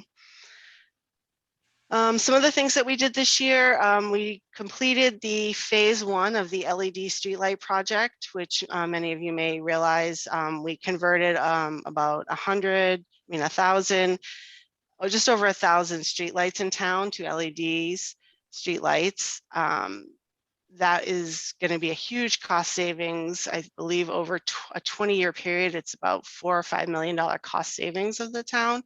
So I believe we'll see our costs back in just over 2 years. So it was a good project for the town. We anticipate applying for Green Communities funding for phase 2, which would be the decorative streetlights in the Central Square area in the fall. There's a fall round of Green Communities funding, so we anticipate applying for that this fall. We also continue to work with the Beta Group, which is an engineering firm, on the town's MS4 requirements. For those of you who are not familiar with MS4, that's the Municipal Separate Storm Sewer System Permit, which is basically our stormwater permit requirements from the EPA and DEP. We are a little bit, we had a meeting with Beta about a month ago. EPA is starting to audit towns as to where they are in their permit requirements. It's a 5-year permit. We're on year 3 of the permit, and they're starting to audit towns. So we had a meeting with Beta to see where we stood. We're doing okay.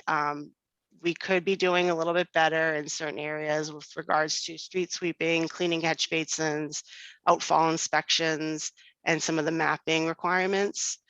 All of these things obviously require additional capacity and are a cost to the town. So we're looking at some ways where we can get those additional costs taken care of in different, creative ways. So we may be back before the council with some ideas, in a few months or so on that, because these are things that we have to do that the state and the federal government have required us to do. It's not just a nice to have or we would like to do, it's a requirement. I just wanted to touch base a little bit on the 40B project off Borough Ave. I know that many of the councilors have probably heard about that and have some questions. We are aware of some of the concerns over there and the way it's being marketed. Obviously, we object to the way it's being marketed. The Zoning Board of Appeals is aware and is objecting to the way it's being marketed. We are working with the town attorney to see what the town's position is and what we can do as far as addressing those issues. Myself and the building inspector are working with him and the town manager on that. So I don't want anybody to think that we're ignoring it. We're just trying to make sure that we have a serious case before we can do anything to go forward. So then I want to just touch briefly on the zoning recodification. I know that's before you later tonight for first reading. This project has been before you several times before. It's been in the works for a number of years. And I've been before you before to explain it. Basically, after hearing a number of complaints about zoning bylaws, there's been contradictory language and misunderstandings and outdated and illegal language. The town manager came to the council and asked for funding to recodify the current zoning to accommodate the town council form of government and rewrite the bylaws into ordinances, and to eliminate the contradictory language and eliminate any legalities within the bylaw. Very basically, the project was designed to create a better structure and more clarity, which creates more predictability for businesses and homeowners. And no substantive policy changes are being contemplated at this time. So this started back in 2018. We hired attorney Mark Bobrowski as our consultant. He worked with a committee that included, at the time, Councillor Colin Bodis, Patrick Driscoll, who's the chair of the planning board, Zu Antonero, the town engineer, Steve Solari, the building inspector, and myself. We met with him about 11 times over the course of about a year and a half. We also held a boarding committee workshop and a public workshop. And then we posted multiple drafts on the website for people to see. We brought it to the council back in January of 2020 for first reading initially, and it was referred out to the planning board at that time. At that time, when the planning board held that public hearing, there was a lot more interest and more public came out and had some concerns about some of the stuff that was being proposed at the time. So we asked the council, the sponsors of the article, to ask to withdraw the order. And we went back to Attorney Bobrowski and we asked him to strip it down, go back to strictly recodification and reorganization. And that's what you have before you tonight. I just wanted to make that clear. And when it's before you in a public hearing, I can go over more clearly exactly what has been changed, but it is strictly reorganization, recodification, and making it legal and conforming to state and federal law. So I would recommend, if the council is so inclined, that we follow the same process that we did last time, where you refer to the planning board and then the full council holds a hearing on it. I know typically with zoning, you refer to the planning board and the Community Economic Development Committee. But I feel like because this is such a big, important project for the town, it deserves a hearing with the full town council. So that's my presentation. I'm happy to answer any questions, or if anybody has any specific projects they want to ask about, I'm happy to answer what you have. Sure, Mr. Gallagher. Thank you, Mr. President, and thank you for that presentation, Jennifer. Can you give us any an update on potential inquiries from businesses that are looking to potentially build here or move here recently? Is there anything on Elm Street that's new that people have made inquiries in, or any other part of the town, practically potentially where the old Napa Auto Parts store is? If you know of any potential people moving in there, or the Rite Aid store at Roach Brothers Plaza? Yes, so I don't know of any new businesses, particularly in that area where Roach Brothers is, or the Napa Auto Parts. I am aware of a potential redevelopment of the Perkins Foundry. They are presenting to the planning board, I believe next week, is in an informal process before they get ready to file an application. So they are going to be presenting before the planning board. So that's one potential redevelopment that has some residential, but has some commercial to it as well.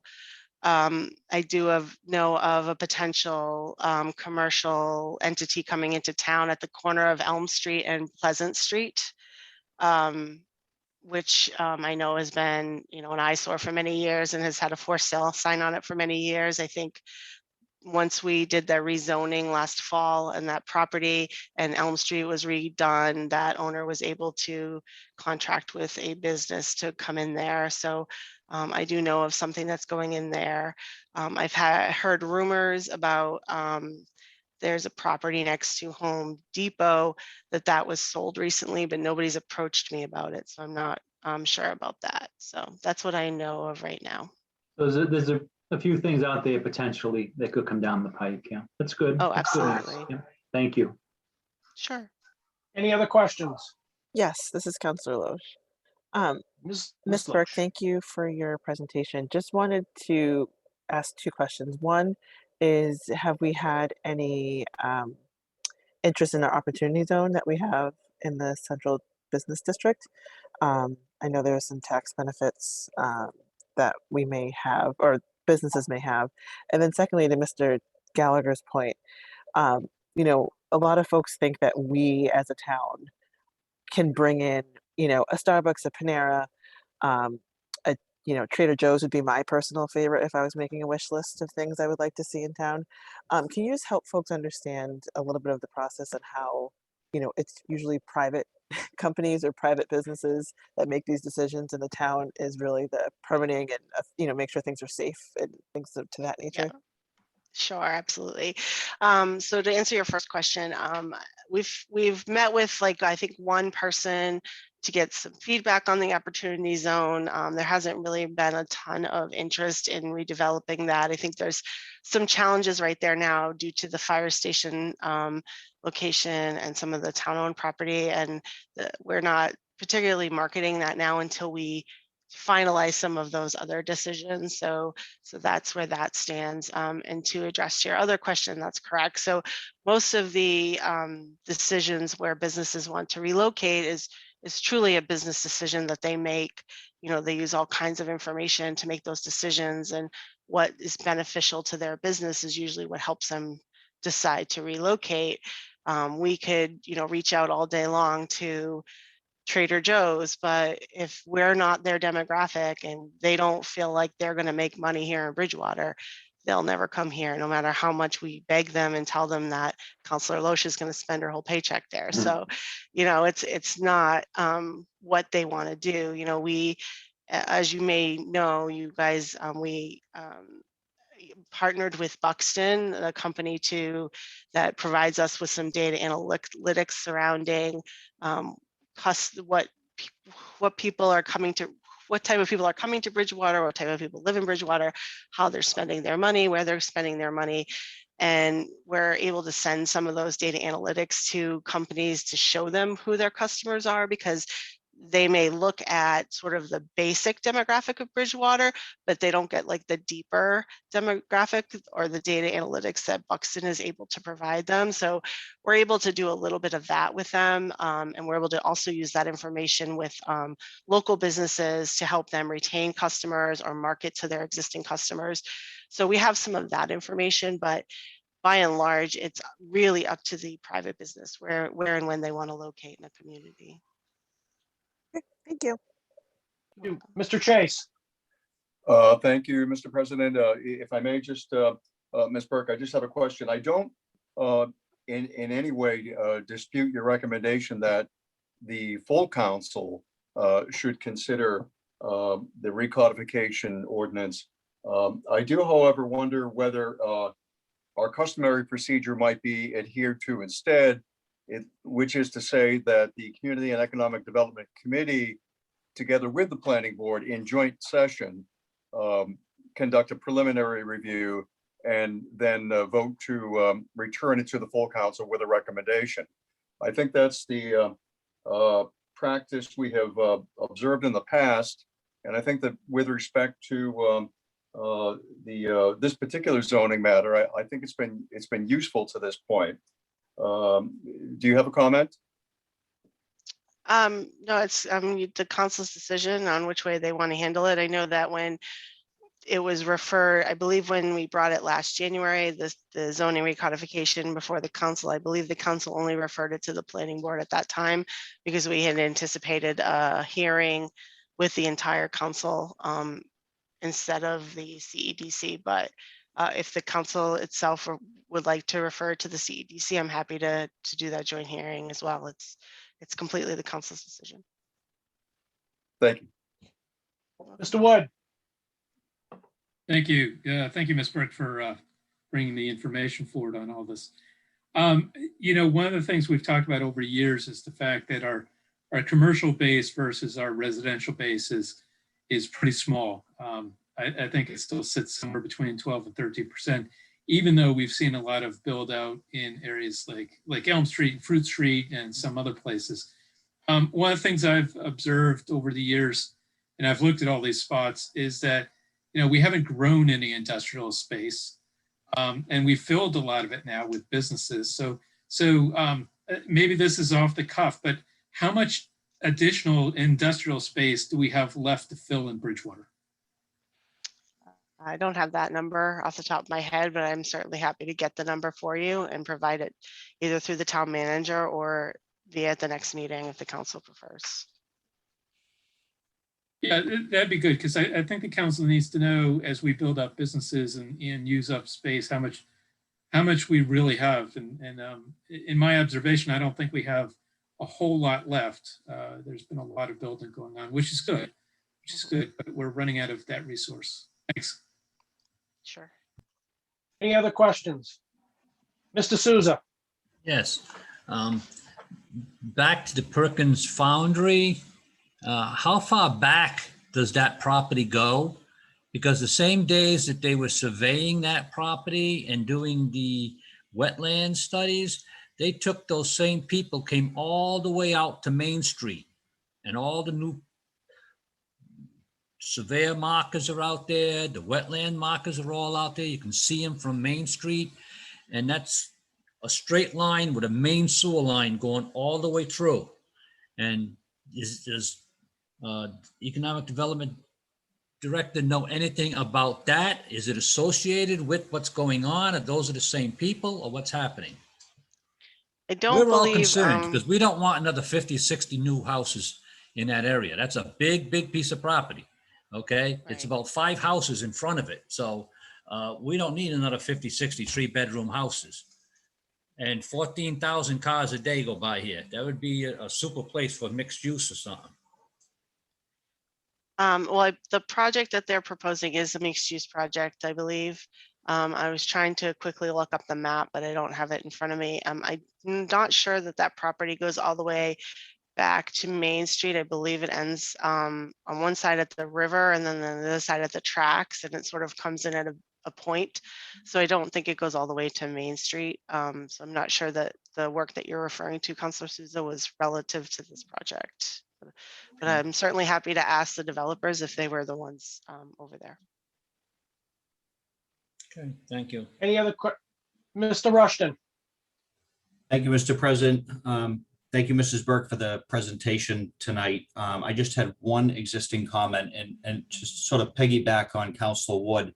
We are limited in our capacity as a town to bring in additional revenue through business, right? So you really intrigued me about the consultant and some of the data that we're collecting that would either provide to a business that wants to move to town. But what I'm more interested in is the more detailed data, excuse me, and how that could help an existing business before they have to close and leave the town.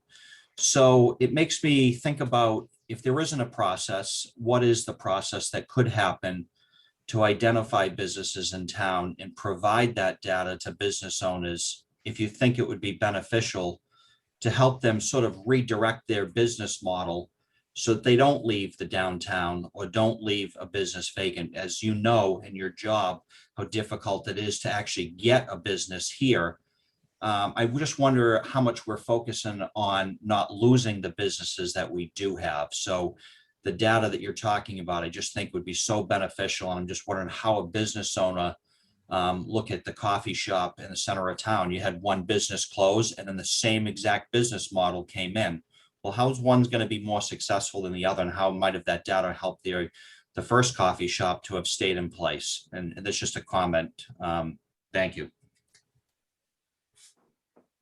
Any question? Oh, I'm sorry. Go ahead, Ms. Burke. No, I was just gonna sort of just say that I know that in the coming year, I believe the assistant town manager, the town manager, and myself are looking to reach out more to some of the local businesses and provide some of this data to them. You know, we've been sort of relatively new to this data. We've had several meetings with the Buxton consultants about how to utilize the data in the best way possible, particularly for our existing businesses. We're starting to get a handle on it ourselves. So I think that we're talking about amongst ourselves, talking about the best ways to reach out to the existing businesses in town and get this data to them and how they can utilize it themselves. So we are working on that. Awesome. Thank you. Any other questions? Seeing none, thank you very much, Ms. Burke. Appreciate the information. All righty. Moving on to town manager report. I'm actually going to ask Mr. Rushton, do you mind running with this temporarily, please? But Mr. Dutton, the floor is yours for your Mitchell School update. All right. Thank you, Mr. President. I'll start with the Mitchell School update. Obviously, this is a standing item and probably will be for the foreseeable future. But I can tell you, there's really not a whole lot new or bad. Certainly nothing bad to report. Work is continuing on as planned, and it is on schedule. There was a site meeting today. I learned that they are being quite attentive to ordering materials well in advance in order to avoid the delays that I think everybody knows have been associated with building projects lately, just due to supply shortages. Again, I've repeated this a number of times. We've got a project budget of about $67,647,000, and that is substantially down from the $80,600,000 that was approved by the voters. So that's very good news. We are awaiting, that's the projected project budget that I gave you, and we are awaiting confirmation still from MSBA in order to solidify those numbers, which we are fairly certain of, but solidify those and then convert those into the tax calculator that we'll put up again on the website to show people what it will actually cost per household. So that's in the works. I can also tell you that the memorial tree that was in front of the old Mitchell has been professionally moved to its new location, and the arborist says that it appears quite healthy, and that is good news as well. During the excavation on site, they found a number of quite large boulders that had been buried during the original construction, and that's not a good practice. Those boulders will be removed from the site by the site contractor, all within budget. Again, the timeline appears good. They're on track. July 8th, 2022 is the projected completion date. Obviously ready for occupancy in September of 2022. So that's good news as well. Next meeting, Monday, next meeting of the Mitchell School Building Committee is May 10th, Monday, May 10th at 6:30. And again, as I always say, any information you want to get, including pictures, minutes, any stuff you want to get, plans you want to get, bridgewaterschoolproject.com is where you want to go, and all the information you need is there. So happy to answer any questions on that. Mr. Fitzgibbons. Yes, Mr. Dutton, we've heard for a while now that we're waiting on the final state number to redo the tax calculator. We could certainly redo it with the actual cost and the original reimbursement estimate, right? And just say it's an estimate. It's going to be a better estimate than what we have there, right? Correct. What I've told the school folks, the school building committee, is that I'm very hesitant to put anything up online that's not going to be exact, because the calculator that we have developed basically gives you to the dollar how your taxes are going to go up in a particular. And so what does that calculator say today? If I went there today? Well, you wouldn't find it because it was taken down. But okay, how do you mean? So we put it up. It exists on the internet somewhere, because nothing goes away on the internet, as we know. And then people may be living off of that estimate. So when do we find out what the reimbursement from the state is going to be? Is it at the end of the project and no one knows what's going on? Do we have a date for that? Oh, I see. No, we should have received that, according to the state. We should have received that at least last week. So they're late on providing it. It's due literally any day now. So okay, so it will be up within the month, let's hope. I depending certainly on the would hope so. Put it this way, there's a problem if it's not up within the month, and I think if it's not up within the month, then we'll go with what we think are very accurate figures that have been completed by the OPM. But okay, I anticipate actual accurate budgets to be approved by the MSBA and have that up on the site certainly within the next couple of weeks. Any other questions? Okay, seeing none, moving to COVID-19 update. Thank you, Mr. President. COVID-19, we do see a steady stream of cases, but they're well below what we have seen I believe right now we've got 19, 20, what I call community cases, which exclude BSU in the DOC. So we've got about 20. That's down substantially from where we were at the height of the second wave. And it appears like we largely avoided the third wave that many of the cities and towns around us experienced. So that's good news. BSU has a handful in quarantine, and we know that the DOC has reported that they have no cases currently. So, so all of that appears to trend in the right direction. Everybody knows we are open in the town hall for business, and we do ask people to follow the proper indoor protocols. I'm aware that the governor announced some changes in protocols, mostly related to outdoor gatherings, but did make some, and we'll analyze what those are in the coming couple of days. We did, I think I reported to the council last meeting that we were trying to work with BSU and about 8 other towns, area towns, to get BSU designated as a DPH regional vaccination site. They have been designated as such. DPH has approved them as a regional site, but they have not been told when that site will be up and active. And our best guess right now, I'll emphasize, is mid-May. So that would be good. Obviously for Bridgewater, residents will have a local option to go and get a vaccination if they need it. And the sign up would be through the state system. So as soon as we have information on that, we'll push it out in many different ways. But that's what I have for COVID-19. Any questions for Mr. Dutton? Mr. Gallagher. Thank you, Mr. President. A couple questions, Mike. On the vaccinations, I know there's statistics out there, a percentage of how many Americans have gotten the both shots or one shot, and how many people throughout the state have gotten both shots or one shot. Do you have any statistics relative to specific towns, like what percentage of Bridgewater residents are vaccinated either with the first shot or both shots? Is that type of data out there?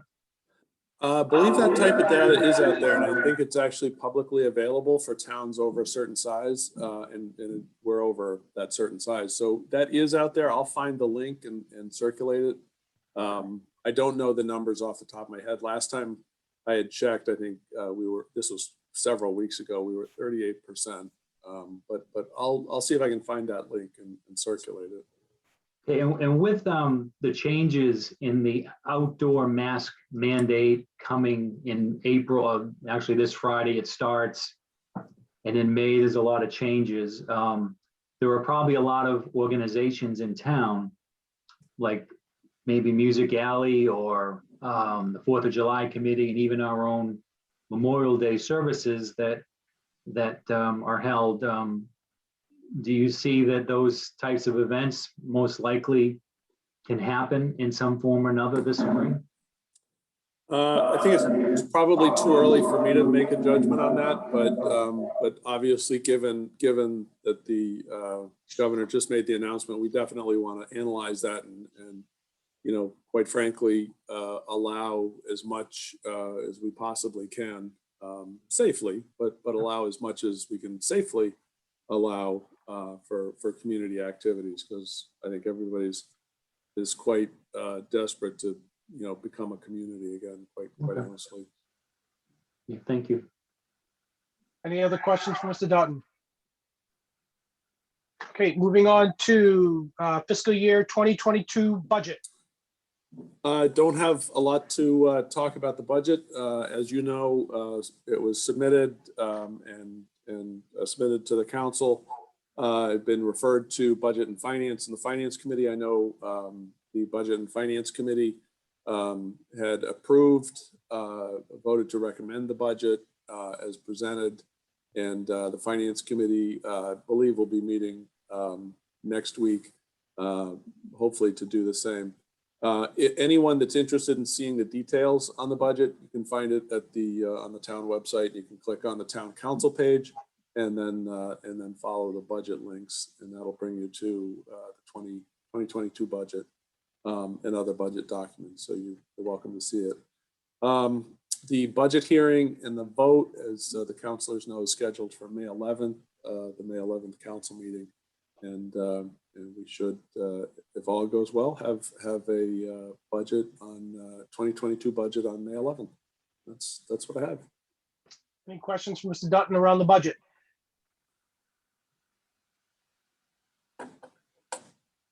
Okay, seeing none. Please let Mr. Dutton know if you have anything that you'd like to add to the next meeting's agenda. Thank you very much. Okay, moving on to discussions. We don't have any committee reports. Are there any committees who would like to give a report?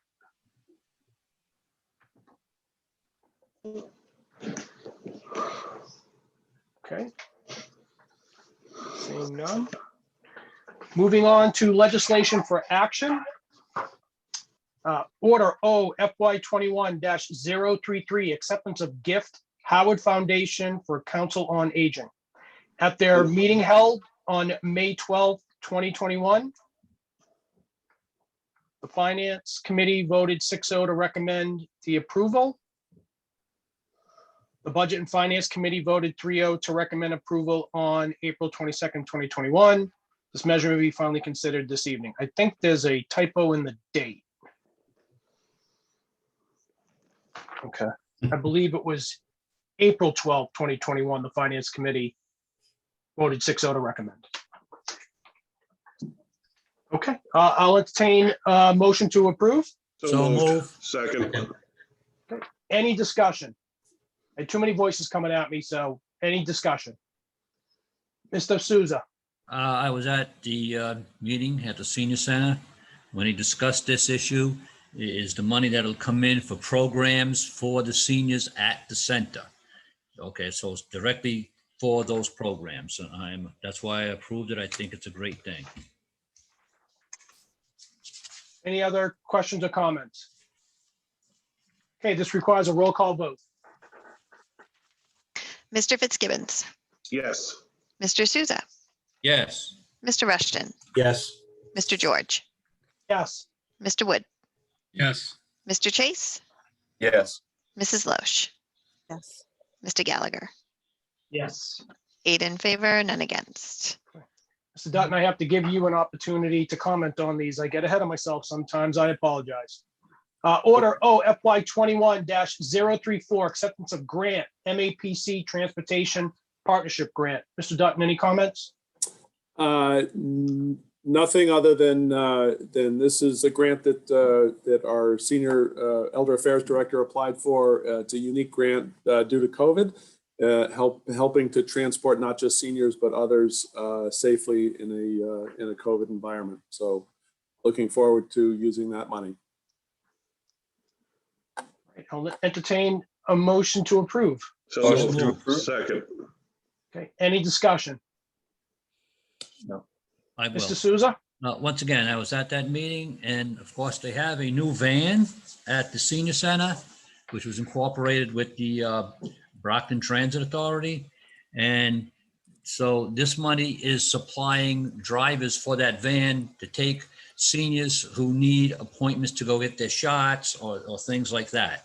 And that was a big help, as you know, to a lot of our seniors in town, because they had to travel so far to get those shots and things. So that's it. Thank you. Any other comments or questions? Okay, this requires a roll call vote. Mr. Gallagher, Yes. Mrs. Loesch, Yes. Mr. Chase, Yes. Mr. Wood, Yes. Mr. George, Yes. Mr. Rushton, Yes. Mr. Souza, Yes. Mr. Fitzgibbons, Yes. 8 in favor, none against. Okay, moving on to order O FY21-035, acceptance of gift, Claremont Lakeside gift for tree planting. At their meeting held on April 12th, 2021, the Finance Committee voted 6-0 to recommend approval. The Budget and Finance Committee voted 3-0 to recommend approval on April 22nd, 2021. This measure may be finally considered this evening. Mr. Dutton, anything to add to this? I would only add that these are listed as gifts. These are come out of mitigation negotiations between either the planning board or the ZBA on projects that they end up approving. Motion to approve. Okay. Second. Any discussion? Mr. Souza. Yes. They call me the tree guy because for a long time, I was after the town to remove all those dead trees on Main Street and stuff. And I'm just hoping that some of this money at least is used to replace those trees. I know some of them have already been replaced, but there's still some that have not. Thank you. Any other questions or comments? Okay, this requires a roll call vote. Mr. Fitzgibbons, Yes. Mr. Souza, Yes. Mr. Rushton, Yes. Mr. George, Yes. Mr. Wood, Yes. Mr. Chase, Yes. Mrs. Loesch, Yes. Mr. Gallagher. Yes. 8 in favor, none against. Okay, moving on to order OFY 21-036, transfer order, Elm Street Capital Fund replenishment. At their meeting held on April 12th, 2021, the Finance Committee voted 6-0 to recommend approval. The Budget and Finance Committee voted 3-0 to approve on April 22nd, 2021, or recommend, I should say. The measure may be finally considered this evening. Mr. Dutton, anything to add on this? I would only add that this was the money that was originally appropriated from capital stabilization. We'd like to replenish that in order for that amount to be taken up through the debt service, which is being paid through the DIF that the council had approved. So it's mostly an accounting transfer to make sure that that the total project is being paid for through the DIF. I'll entertain a motion to approve. So moved. Second. Mr. Souza, any questions? Yeah, I think it's been explained well by the town manager. Thank you. Mr. Fitzgibbons? Nothing, thank you. Any other counselors? Okay, this requires a roll call vote. Mr. Gallagher, Yes. Mrs. Loesch, Yes. Mr. Chase, Yes. Mr. Wood, Yes. Mr. George, Yes. Mr. Rushton, Yes. Mr. Souza, Yes. Mr. Fitzgibbons. Yes. 8 in favor, none against. Moving on to order OFY 21-038, transfer order, completed CPC Legion Field fencing project.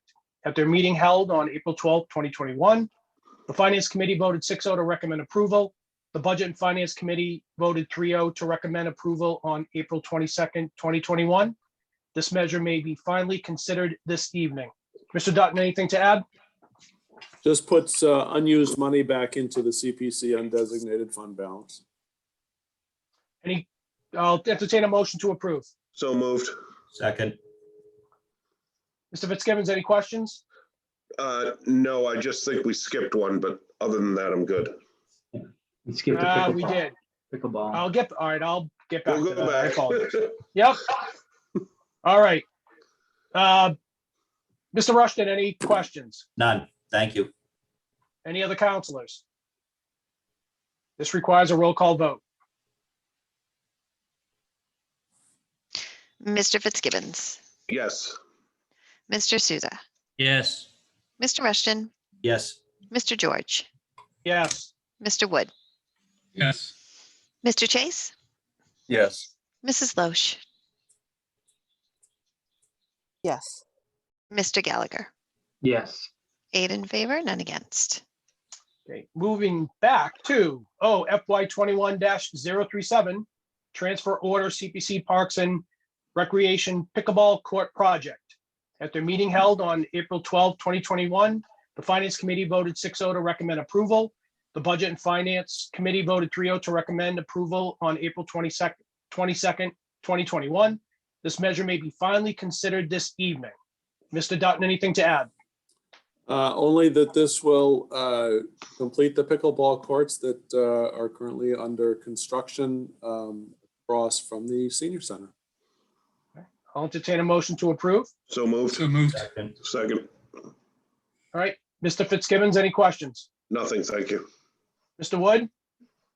No, I just wanted to add that this was a nice project to see from start to finish. I wasn't really a participant in the activity of it coming forward, but I do know the people that brought the idea forward, and it's clearly a popular item, and jointly with the Senior Center, Parks and Rec Committee. It's one of those projects that's great for the town, and I'm looking forward to seeing people play on it. I don't know if I'll be able to, but we'll see. Any questions for, any other questions or comments? Okay, this requires a roll call vote. Mr. Gallagher, Yes. Mrs. Loesch, Yes. Mr. Chase, Yes. Mr. Wood, Yes. Mr. George, Yes. Mr. Rushton, Yes. Mr. Souza, Yes. Mr. Fitzgibbons. Yes. 8 in favor, none against. Do not have any old business, new business. Mr. Ordinance- George, One acceptance more, of please. one-time revenue. Jeez, why am I, my apologies. I don't know. Long day today, folks. Alrighty, last one on the list. Order OFY 21-039, acceptance of one-time revenue, Claremont Lakeside, Viva for Public Safety. At their meeting held on April 12, 2021, the Finance Committee voted 6-0 to recommend approval. The Budget and Finance Committee voted 3-0 to recommend approval on April 22nd, 2021. The measure may be finally considered this evening. Mr. Dutton, anything to add? No, again, this is pursuant to a mitigation agreement negotiated by the Zoning Board of Appeals as explained. I'll entertain a motion to approve. So moved. Second. Okay, Mr. Fitzgibbons, any questions? Nothing, thank you. Mr. Rushton? I would just quickly add, I appreciate the Claremont Group for improving public safety communication out there for both Bridgewater Fire and Bridgewater Police, in particular, their own buildings out there. So thank you. Mr. Souza, do you have a question? No, I was just trying to put you to the manager. Exactly what is this revenue going to be used for? I believe it is being used to offset the cost of upgrading public safety, the public safety radio system. Okay, thank you. Any other questions? This requires a roll call vote.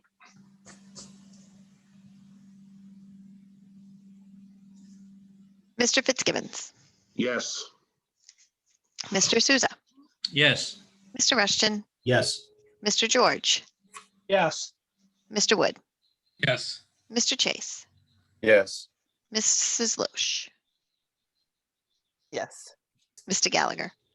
Yes. 8 in favor, none against. Before I move on, have I missed any? Okay. Old business, I have none. New business. Ordinance DFY 21-008, zoning ordinance, codification of zoning bylaws, 2 ordinances. Mr. Dutton, anything to add on this? I know there's been in regards to referral, anything on your end you'd like to add? No, I don't think so. I don't see anything wrong if the council wishes to maintain its practice and refer to planning board and Community and Economic Development Committee. I think Ms. Burke pointed out that ultimately it probably behooves the council, since this seems to be, it's not a substantive change per se, but there are enough changes that may justify a more robust hearing in front of the full council. But certainly for right now, it makes perfect sense to refer to planning and Community and Economic Development Committee. Okay, I'll entertain a motion. Mr. Chase? I'd make a motion to refer to the Community and Economic Development Committee. For a public hearing? Joint Yes. public hearing? Okay. Yes. Okay. Do I have a second? I'll second Okay. that. Mr. Chase, any discussion? I think it's a wonderful undertaking that the town, and certainly the town manager and Jennifer Burke, have coordinated together with Attorney Mark Bobruski. I'm sure I didn't get his name right. It's really a monumental task, and I appreciate all their efforts, and I think it's going to bode well for the town. Thank you. Mr. Souza? Yes, it's quite a lengthy issue, 120 some pages. And I was looking at the redacted pages and the final pages, nowhere near finished. But I'm glad to hear that we're going to have a public hearing because a number of people have been asking me that. Is there going to be a public hearing? Because it came out and then there was public hearings in the first part, then it was changed and now it's going to go forward. And now it's good to know that we are going to have a public hearing and some of them are out there listening to us right now. So thank you. Okay. So just for clarification, Mr. Chase, did you propose to refer this to both the planning board and CDC for a joint hearing? Yes, Mr. President, that was my plan. You know, I think that the Community and Economic Development Committee itself will probably help to make the arrangements for that joint meeting with the hearing with the planning board. Okay, I may have missed it. Was that in your original motion? Well, that was my original both? intent, whether or not it was communicated well. Okay, so for the record, you would like, your motion is to refer it to the planning board and the CDC? Yes, that's correct. Okay, and Mr. Souza, you're seconding that, correct? Well, you're leaving out the part where they would have a public hearing. Well, that's what I'm saying is it's going to be a public hearing with the two entities involved. Okay, yes, I have no further comments. Thank you. Okay. Any other questions or comments? Mr. Wood? I just wanted to say I agree with that motion. I think based on our experience with the admin code and some other work, it's probably going to take several evenings, if not longer, to work through all the details. For those that didn't read the agenda, the details, even without changes, are well over 100 pages. So I appreciate Mr. Chase's motion. Thank you. Any other questions? Okay, this requires a roll call vote. Mr. Fitzgibbons, Yes. Mr. Souza, Yes. Mr. Rushton, Yes. Mr. George, Yes. Mr. Wood, Yes. Mr. Chase, Yes. Mrs. Loesch, Yes. Mr. Gallagher. Yes. 8 in favor, none against. Okay, moving on to order O FY 21-040, transfer order, capital items, special purpose, High Pond meter project. Mr. Dutton, is there anything you'd like to add to this? Not a whole lot other than this covers the town's, a portion of the town's cost to convert High Pond over to meters. As you know, we've done a townwide meter replacement project, and this is sort of the last major piece of that, and that covers that cost. Motion to refer to the Budget and Finance Committees. I have a motion. Is there a second? Second. Mr. Okay. Mr. Fitzgibbons, any questions? Nothing, thank you. Mr. Rushton? No, none, thanks. Any other counselors? Okay, this requires a roll call vote. Mr. Gallagher, Yes. Mrs. Loesch, Yes. Mr. Chase, Yes. Mr. Wood, Yes. Mr. George, Yes. Mr. Rushton, Yes. Mr. Souza, Yes. Mr. Fitzgibbons. Yes. 8 in favor, none against. Okay, moving on to order O FY 21-041, transfer order, water mains, Hayward to Curve Street project. Mr. Dutton, anything to add on this? No, sir, this just transfers balances in completed projects to another similar project with similar purpose. Motion to refer to the Budget and Finance Committees. I have a motion. Is there a second? Okay, Mr. Fitzgibbons, any questions? No, other than does Mr. Wood have to recuse himself? We want him to You're on have. mute. You're on mute, Mr. Wood. Thanks. Not close enough to my house to make a difference. Thanks. Okay. Mr. Rushton, any questions? None. Any other counselors?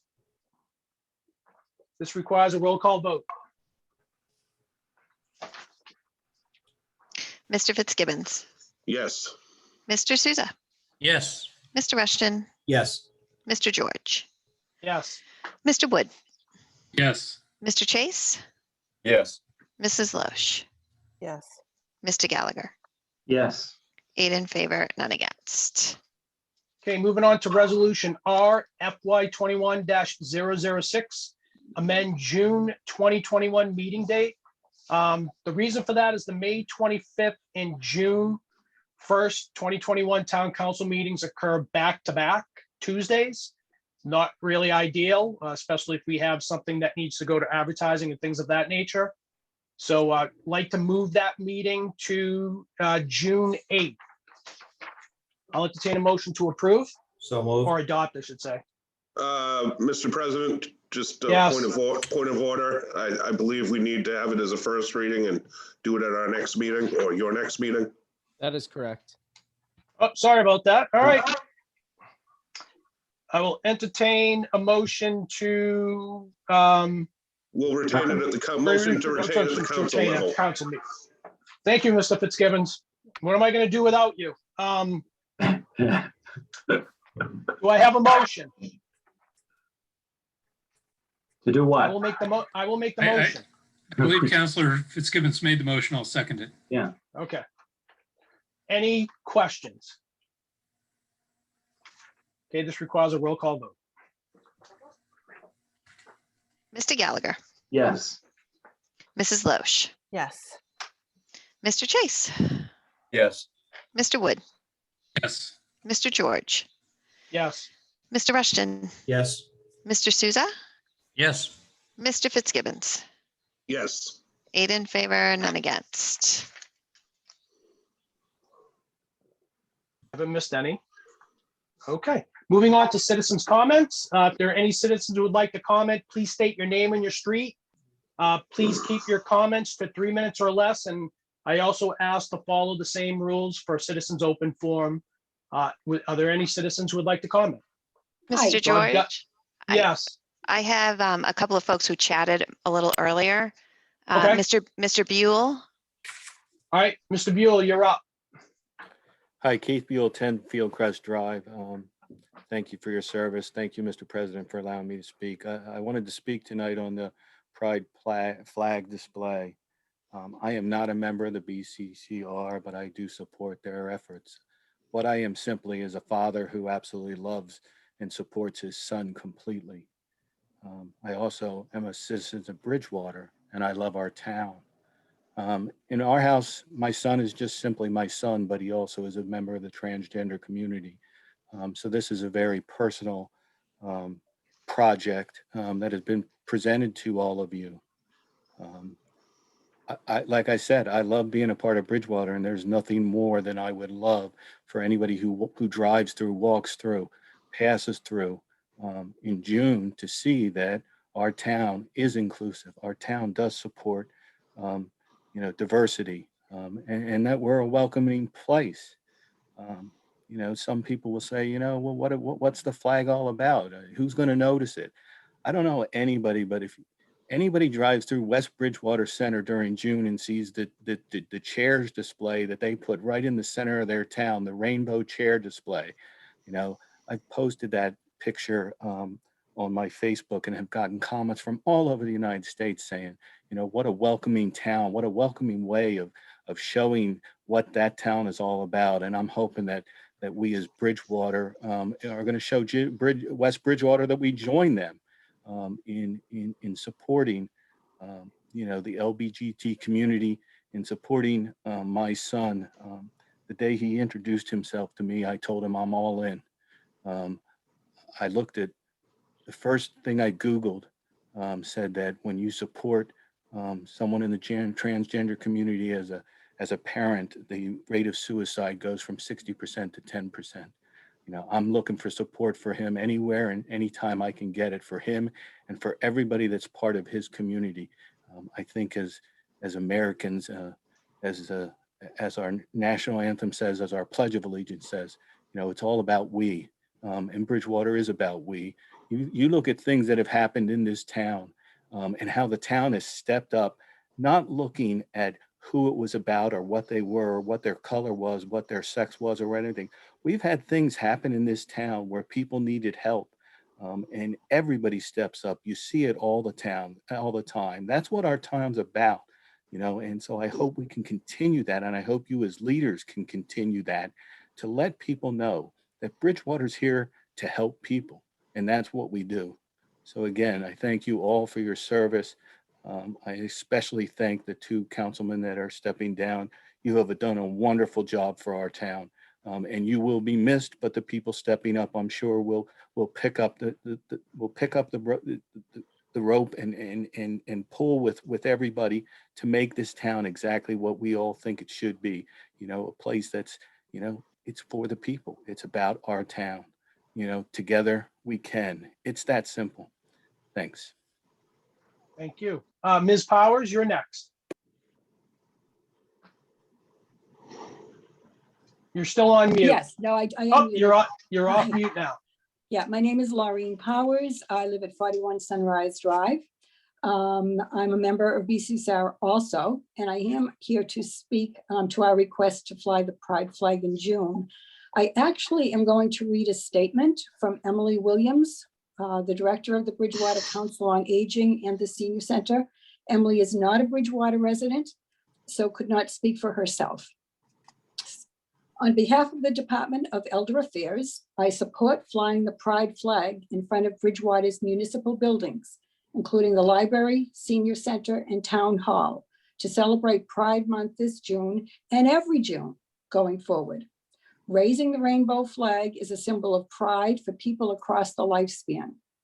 The flag gives hope to the young and old individuals. The flag means that a lesbian, gay, bisexual, transgender, questioning, intersex, or ally individual can find solidarity. For however long the flag is hung, it would have an enormously supportive effect on everyone, whether LGBTQIA or straight, because it is about accepting who you are and who you love. At the Council on Aging, our mission is to promote the emotional, physical, and economic well-being of older adults, and to encourage them to participate in all aspects of community. We create accessible spaces and areas of age equity that make it possible for older adults and people with disabilities to participate fully in civic life. Raising the Pride flag in June to celebrate Pride Month is a meaningful way to engage the community, allow for this participation, and let all who pass by know that Bridgewater is a welcoming community for all. Love is love. That's from Emily Williams. Thank you. Thank you. Mr. Baumgarten, I believe you're next. Thank you. I just wanted to, I don't know if you can answer this, but what is the? Mr. Baumgarten, street, please. For the Sorry, that's my second failure to identify my residence, 60 Short Street. I don't know if you can explain what the procedure is now for the ordinance regarding proclamations and flying flags. What will come next? When will the Rules and Procedures Committee meet and so on? I don't know that answer right now, Mr. Baumgarten, but once we do have that meeting scheduled, it will be put out. The agenda will be put out. Thank you. All right. Are there any other residents? Mr. Hunt, Dr. Hunt, I see your hand up.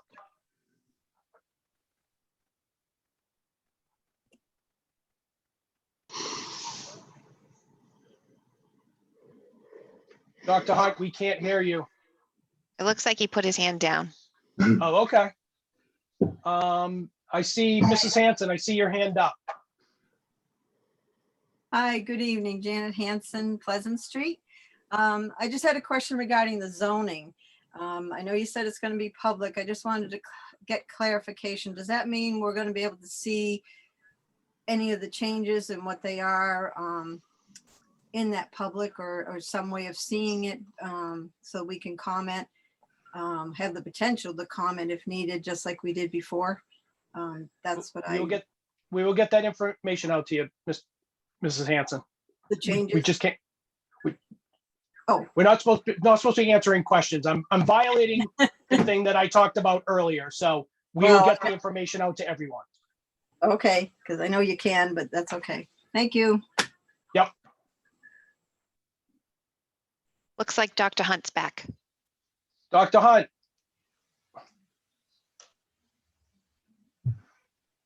Okay, can you hear me now? Can hear you now, Dr. Hunt. Okay, I don't know why my computer only stops talking when I'm talking to you guys. I wanted to say I fully support the flag flying and I fully support the June 19th event. I think those are critical to the town.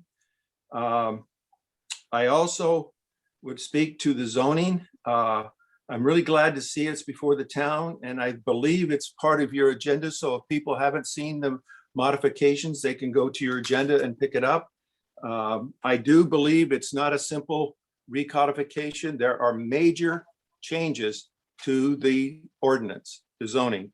For example, the Gateway District, which has a substantial section of design review requirements, has been taken out. It's been placed and will be placed in the planning board's rules and procedures section. I don't believe it should be in that section. I believe it should be in the zoning. That's a side comment. I will also remind the council that you had 14 days to submit this to the planning board. You achieved that goal tonight. I appreciate it. Mass General Law says the planning board has 65 days to hold the hearing. It also says that before the town council acts on it, it must be sent to the Attorney General's office for their review and approval before the town can actually accept that. So I'll just remind you of those events. And if you need to, I can send you the link to the Mass General Law. So we're facing a very long discussion as we suggested. The last thing is, I wanted to thank Tim for his service as a town councilor, and especially Aisha, who stepped up to provide the diversity that we needed in this town. And I'm sad to see, and I hope in the future we will see more diversity on this town council. Thank you. Thank you. Mrs. Hunt, do you have your hand up, or are you just helping Dr. Hunt with his audio problems? Yep, that's what I was doing. Okay, thank you. Mr. Ivaldi, I believe you're up next. Thanks, President. And this is Ed Ivaldi, Boxwood Lane. I also want to recognize Councilor Fitzgibbons, who has been my counselor for the past decade. Tim, you have done an outstanding job serving our town and the community and the residents and this precinct that we're in, and want to wish you the best in your future job. And I also want to thank you for honoring the charter by stepping down.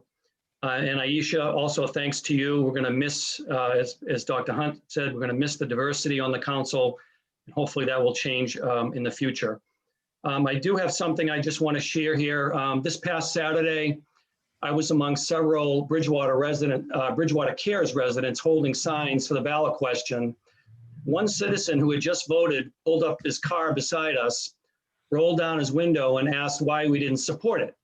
So after chatting with the gentleman for several minutes and sharing some additional information, he said to us, gee, I voted yes, but really I wish I had talked to you first, because now I would definitely vote no. I share this story because we should all wonder why, or wonder how many of the other yes voters like this gentleman would feel the same way if they were only better informed. As you know, it takes time and effort to do the research on the available data. And frankly, most residents either don't have the time or the desire to understand what's really going on. Many are simply either uninformed or in some cases misinformed. The purpose of the non-binding question was to get a sense from the public on this issue. A small sample that represents only 10% of the voters is simply just one data point. Comparing that to the binding question put before voters back in 2010, which yielded a 36% turnout, we have to keep the results from this past Saturday in perspective. As our elected officials, you must all consider all data points as you discuss and decide next steps. Other important data points would include information from the medical community, law enforcement, public safety, education, and municipal finance organizations that already have experience with this issue, especially those in the early adopter states. If you as a council don't take the time to make an informed decision, then you will have failed the citizens of Bridgewater. I encourage you not to rush the decision, but take your time to fully understand the impact it will have on our town. And please, please help educate our citizens. Thank you very much. Thank you. Mr. Daniels, I believe you're up next. Thank you. Yeah, Jeff Daniels, Maple Ave. In regard again to the pride flag conversation, I love that Keith and others are so passionate about stepping up to help people, and that Astrid earlier highlighted a need for safe spaces for people. These are important things, and I totally agree. There should absolutely be safe spaces. As I said earlier, I think that symbols used by the government should be limited to unifying symbols, while that same government ensures protections for private groups to champion for all the subgroups within our community who can fly flags, have events, provide services, and so on. I understand why all these various groups, some of which obviously I'm a part of, want to push hard to have our ideals represented. So I don't blame anyone. And the city must protect all of these groups, which can be hard at times, like what we saw with colliding interests just a few weeks back between two of these groups. But at the same time, the city can't promote any specific groups, no matter the pressure exerted on you. The Constitution declares that the government will not take sides, but will protect all sides. If this council moves to promote one group, any group, it strays from that purpose. So I was glad to hear from Susie Robinson earlier that her friend felt like Bridgewater is a safe place already, which is a testament to our city. I do reiterate, though, that symbols that promote individual groups like the pride flag, like a political party flag, like a religious flag, or any group on city property, despite the intention being to bring unity, it will in fact do the opposite. There's a ton of research out there that demonstrates it. It's called social identity theory. I encourage you to read about it. But if there's a flag that represents all sexualities or that represents opposition to any form of discrimination, then I think that would mitigate these issues. But otherwise, I think we need to focus on things that are unifying. As for Juneteenth, I think that sounds great. It's obviously inclusive of all those who oppose enslavement of any group of people. I think the city should share that as a value. But though, again, I iterate that symbols of specific groups, whether political, religious, race-based, gender-based, whatever, that I think BLM was mentioned, maybe some others. I think that as a city, we can't promote those groups for the reason I already discussed. So we should continue to absolutely protect all of these groups to share their values publicly. We should authorize such events, but we should not promote them as a government, specific groups, for the reasons I'm droning about. It's just not going to accomplish our desired goals, nor is it the town's role. So thank you again. Thank you. Are there any other citizens who would like to comment?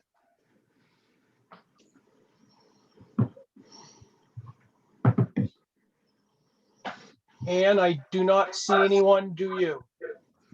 I would like to comment.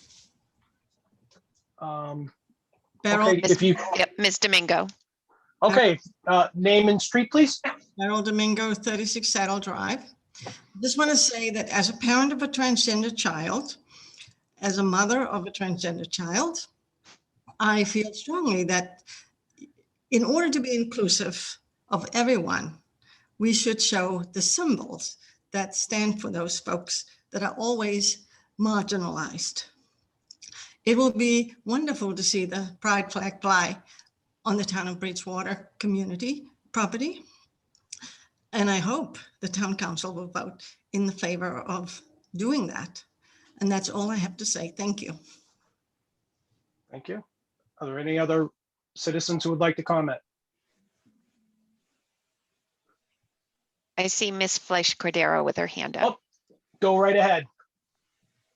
I just wanted, obviously, I think most of you. Can you stay your street, please? Sure, yeah, 135 Deerfield Drive. I apologize. Nope. I think I think most of the counselors are aware already, but I want everyone who's on the meeting to know that I am in full support of the pride flag. I don't feel that that the town would be taking sides. I think it's merely a flag that's going up to show that we are embracing everyone, all genders, and I can't speak strongly enough about it. Being a member of a minority group, being a Jew that has been, Jewish people have been, I can't, geez, I'm feeling very emotional right now and my words are escaping me. But having been a member of communities that have been sidelined, marginalized, I feel strongly that there are other communities as well that for even more years have been marginalized, and it's a strong statement that we show that we embrace everyone here in Bridgewater. And I thought Mr. Domingo's statement and Mr. Buell's statement were perfectly said. Thank you. Thank you. Are there any other residents? I see Dr. Mr. Domingo? Domingo. Yeah. I just like to speak again about, those of us of the older generation really have no sense of what the younger generation is going through. I've spoken to many of our students in our schools, especially at the high school and the middle school, who would be overjoyed, who would feel a sense of relief if that pride flag were hanging in Bridgewater. So it's very important to think about this in terms of generational change and how we welcome people, rather than having the young generation decide that Bridgewater is not a place that they want to live in. I think we need to change that perception, have people stay here for a longer time, and see that Bridgewater is a welcoming place for all people, including and especially now LGBTQ people. Thank you. Thank you. Are there any other residents who would like to comment? Mr. Rogan? Yes, thank you for letting me speak. Stephen Rogan, 36 Howard Street. First, I just wanted to mention that I'm honored. I was honored to be asked by Antoinette Riley Purified to speak at the Juneteenth event. I'm very much looking forward to that, and I think it's going to be a wonderful event for the town of Bridgewater. And I look forward to everyone joining in. I think it'll be great. I think the committee that put that together is doing a wonderful work, and I'm glad to be part of it. And I also, as a resident of Bridgewater, who has been volunteering for a long time, and also trying to support marginalized people by participating in some of the standouts from last year, which were very successful. I fully support the use of the pride flag in the center of town. So I just wanted to mention that, and thank you very much. Thank you. Are there any other residents who would like to comment? I don't see anyone, Ann, do you? No, I don't see anyone else. Okay, moving on to councilor comments. I'd like to start, Mr. Souza. Okay, yes, I'd like to start by thanking Councilman Gibbons and Aisha for their years of service to our town. They brought a lot to our council, and I want to thank those two people who stepped up to the plate to take their place. Of course, we all know Dr. Perry. He was with us before he moved, but now he's going to be back with us. That's it. Thank you. Okay. Mr. Rushton. I would just echo the sentiment of Councilor Souza and thank both of our councilors for all of their hard work and dedication over the years to this council. It's certainly not an easy position, and I agree with some of the comments earlier. I hope that in the next election, we see some more diversity on the town council. And I'm going to miss Councilor Loesch and Councilor Fitzgibbons. I'd like to just first off congratulate Chief McDermott for his ratification vote and appointment tonight as our new fire chief. And I would just mention briefly, hopefully a positive sign for the town of Bridgewater. BSU has announced that they will have all students returning to classrooms and residence halls this fall. And I think that will be a really positive sign for Bridgewater and some of the businesses that are trying to take foothold in the center of town. And I look forward to the students returning to BSU. Thank you. Mr. Wood. Thank you. I'd like to start off by thanking Councilor Loesch for her service on the council. I think I met her just before she decided to run, and thankfully she didn't listen to me, or she decided to run anyway. Her service has been amazing. I want to point out that without her help, the administrative code wouldn't have been in as great shape as it is. That's a key component to this form of government, to make sure that we have a great organization. And we've seen now that we know how to change it and that sort of thing. So Aisha, thank you for stepping up. You find a unique way for balancing work, life, and council. And I hope we can work together again in the future. For Councilor Fitzgibbons, I didn't know him before the council. At our first meeting together, just as an introduction, I think we were probably no more than about 3 minutes into conversation. And Tim says to me, he says, so if the fire department needs to buy a new hose for an engine, does that go on the operational budget? And, so we've had a long exchange with budget ideas and things like that. And prize goes to the person who knows the answer.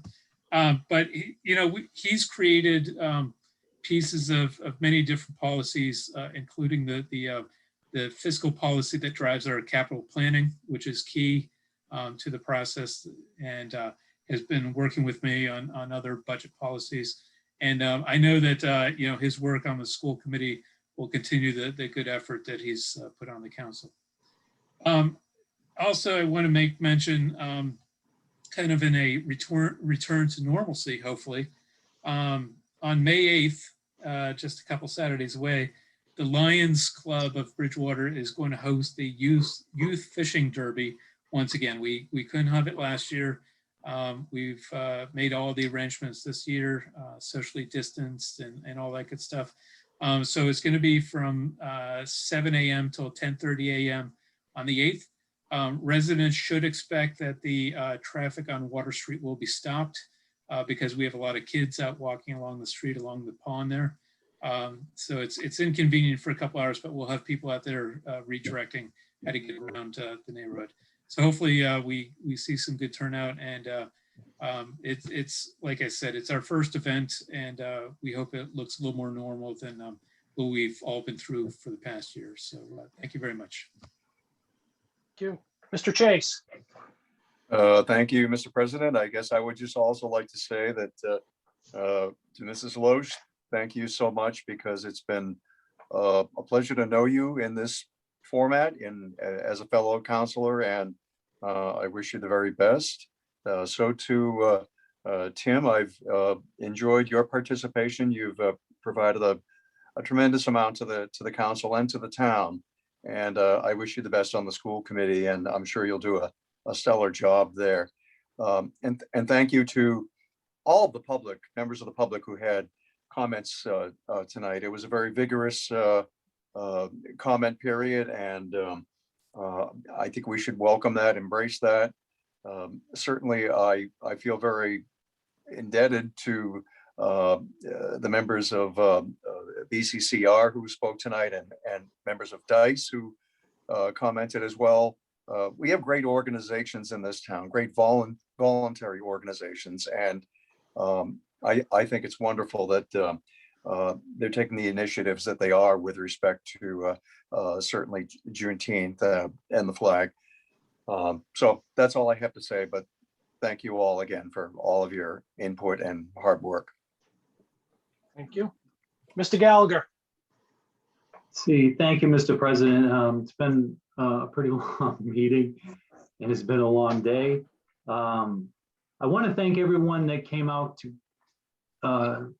in citizens' comments and citizens' open forum this evening to express their concerns about what's going on in the town, whether it was the election, the marijuana question, the Juneteenth, the pride flag, all the issues that are dear to their hearts and concerns they want to bring to our attention. I certainly appreciate those comments. And I for one, will support the displaying of the pride flag when it comes back to us for committee for discussion.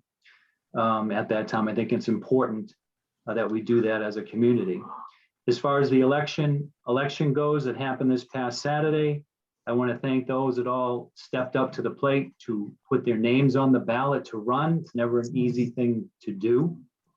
I want to congratulate Eric Moore, who will be joining us as the newest counselor in a couple of weeks.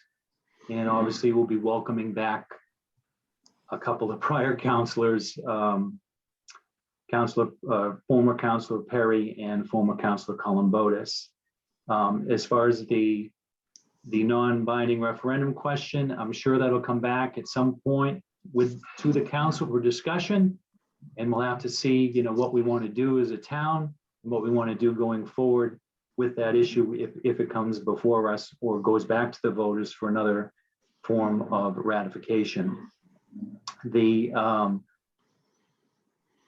governor today lifting some of the mask restrictions starting this Friday and going forward is a positive sign for us here in town, where we can probably have more civic events this summer, which would be a very positive thing to get people back to socializing again out in public in a safe manner if the restrictions hold and things get better in our town. And as I posted earlier on my Facebook page, I certainly want to thank Tim Fitzgibbons for his service on the council these past 10 years. I know he's going to continue to be involved in the community by serving on the school committee. And I'm sure he'll do well there. And I'm sure his thoughts on the council and his input on the council will be sorely missed. And obviously, I want to thank Councilor Isha Loesch for her service on the council these past 6 years, and thank her for serving the town. And hopefully, maybe someday she'll be back. I certainly remember the first time that you and I met on the first Charter Review Committee, and thought very highly of you and how bright you are and how smart you are and how much you brought to the Charter Review Committee at that time and continued that to the council. But as time goes on, things change. I mean, some of us will hold on to these things as long as we can. Some of us will do a term or two and move on. But someday there'll be all new faces here. And sometimes that's good. Experience is good as well. So with that said, I'm looking forward to my next term on the council, and I want to thank the voters for re-electing me. I had the opportunity to be sworn in this morning by the town clerk for my next term. So I'll be ready to go in 2 weeks or tomorrow. Thank you, Mr. President. Thank you. Mrs. Loesch.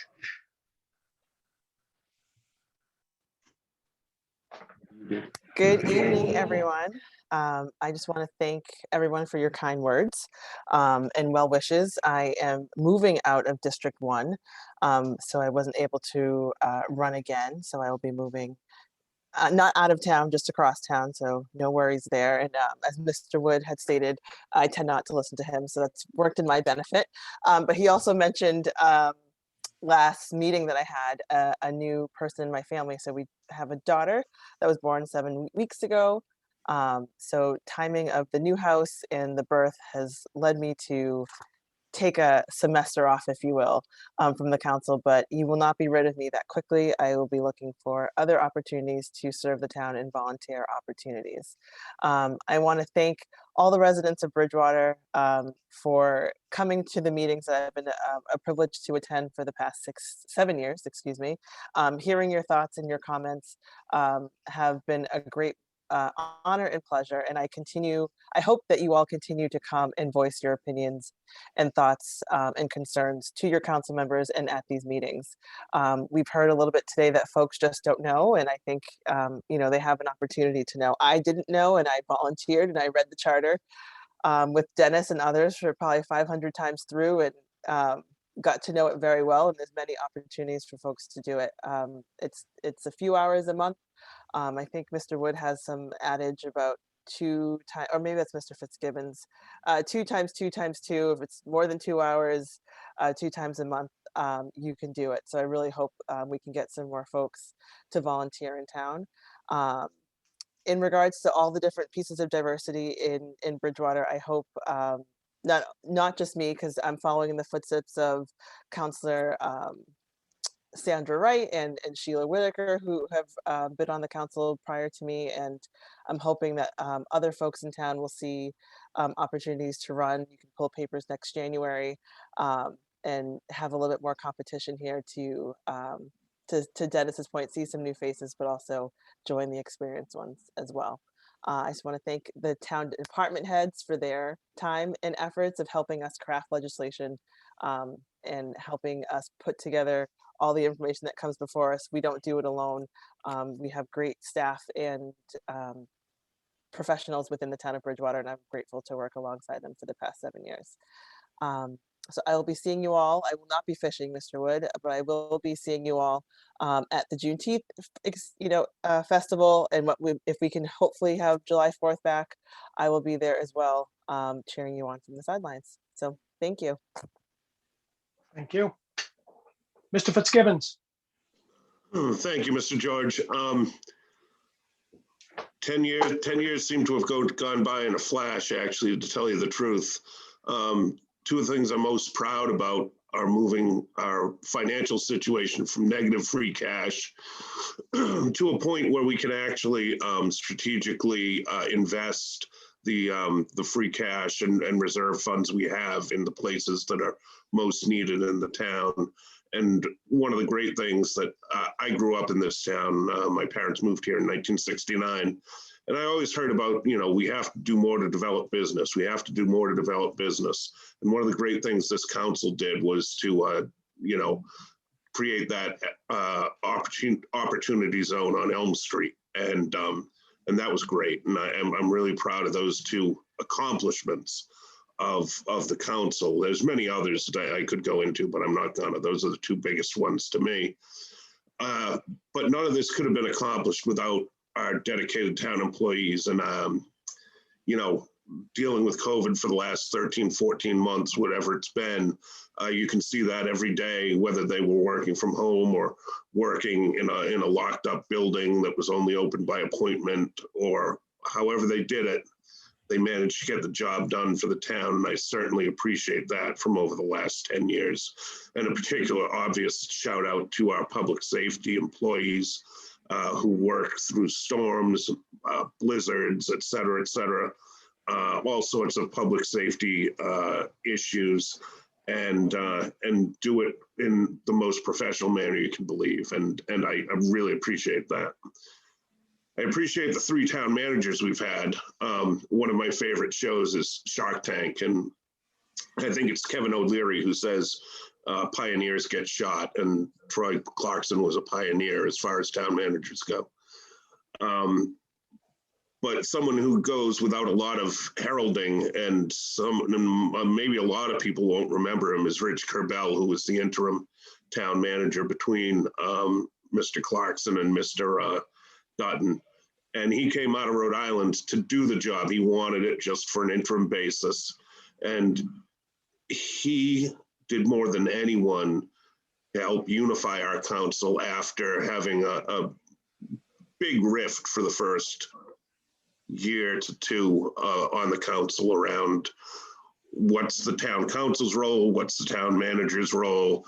And I really want to thank him publicly for that. And obviously, Mr. Dutton, since we've hired him, he's got a thankless job of trying to serve 9 masters at once. And, he just tries to navigate through, do his job every day. And Michael, I appreciate that very, very much.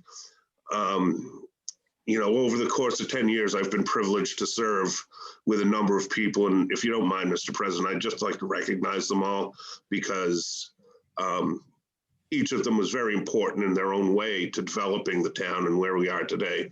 Scott Pitta, who served as the first council vice president, later became president, and who left after term so that Mrs. Loesch could step up.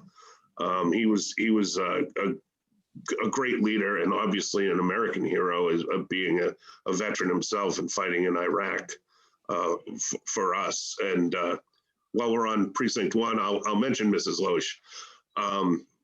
One of the most professional counselors we could possibly ask for. My only complaint about Mrs. Loesch is she never wanted to be the council president. I really wish she had been. I think she would have done a great job running the meetings and just setting the cadence of meetings. It would have been great, but I understand, Aisha, and I appreciate that. Mr. George, from your precinct, Mr. Demos and Mr. Wright before you, Mrs. Wright, I'm sorry. Mr. Demos grew up in town. We played baseball together growing up, and he had a great passion for the town, and served in many roles. He served as a selectman. He served on the advisory board before we even came to this form of government. And it's great, to have people like that involved in the town who really, really love the town. And Mrs. Wright, I don't know if there's a job she hasn't done or run for in the town. The county commissioner, she ran for state senate. She's done Board of Health. She's done town council. I probably missed several other roles that she's been involved in. And it's that kind of passion for the town that I really, truly appreciate. And yourself, Mr. George, and thank you again for running a great Zoom meeting. I couldn't imagine doing what you're doing, running these meetings and keeping track of everyone, et cetera. I appreciate that. I know, we've had a very good working relationship, and I appreciate that so much. Mrs. Cologne, who took over as president after Mr. Pitta, only stayed for a short period of time after that, but was tremendous at unifying the council. I happened to be the vice president when she was the president, and we had a great working relationship. And we have a funny joke. I don't even know who remembers, but I always have my Altoids in front of me at the town council meeting because I need to wet my whistle every now and then.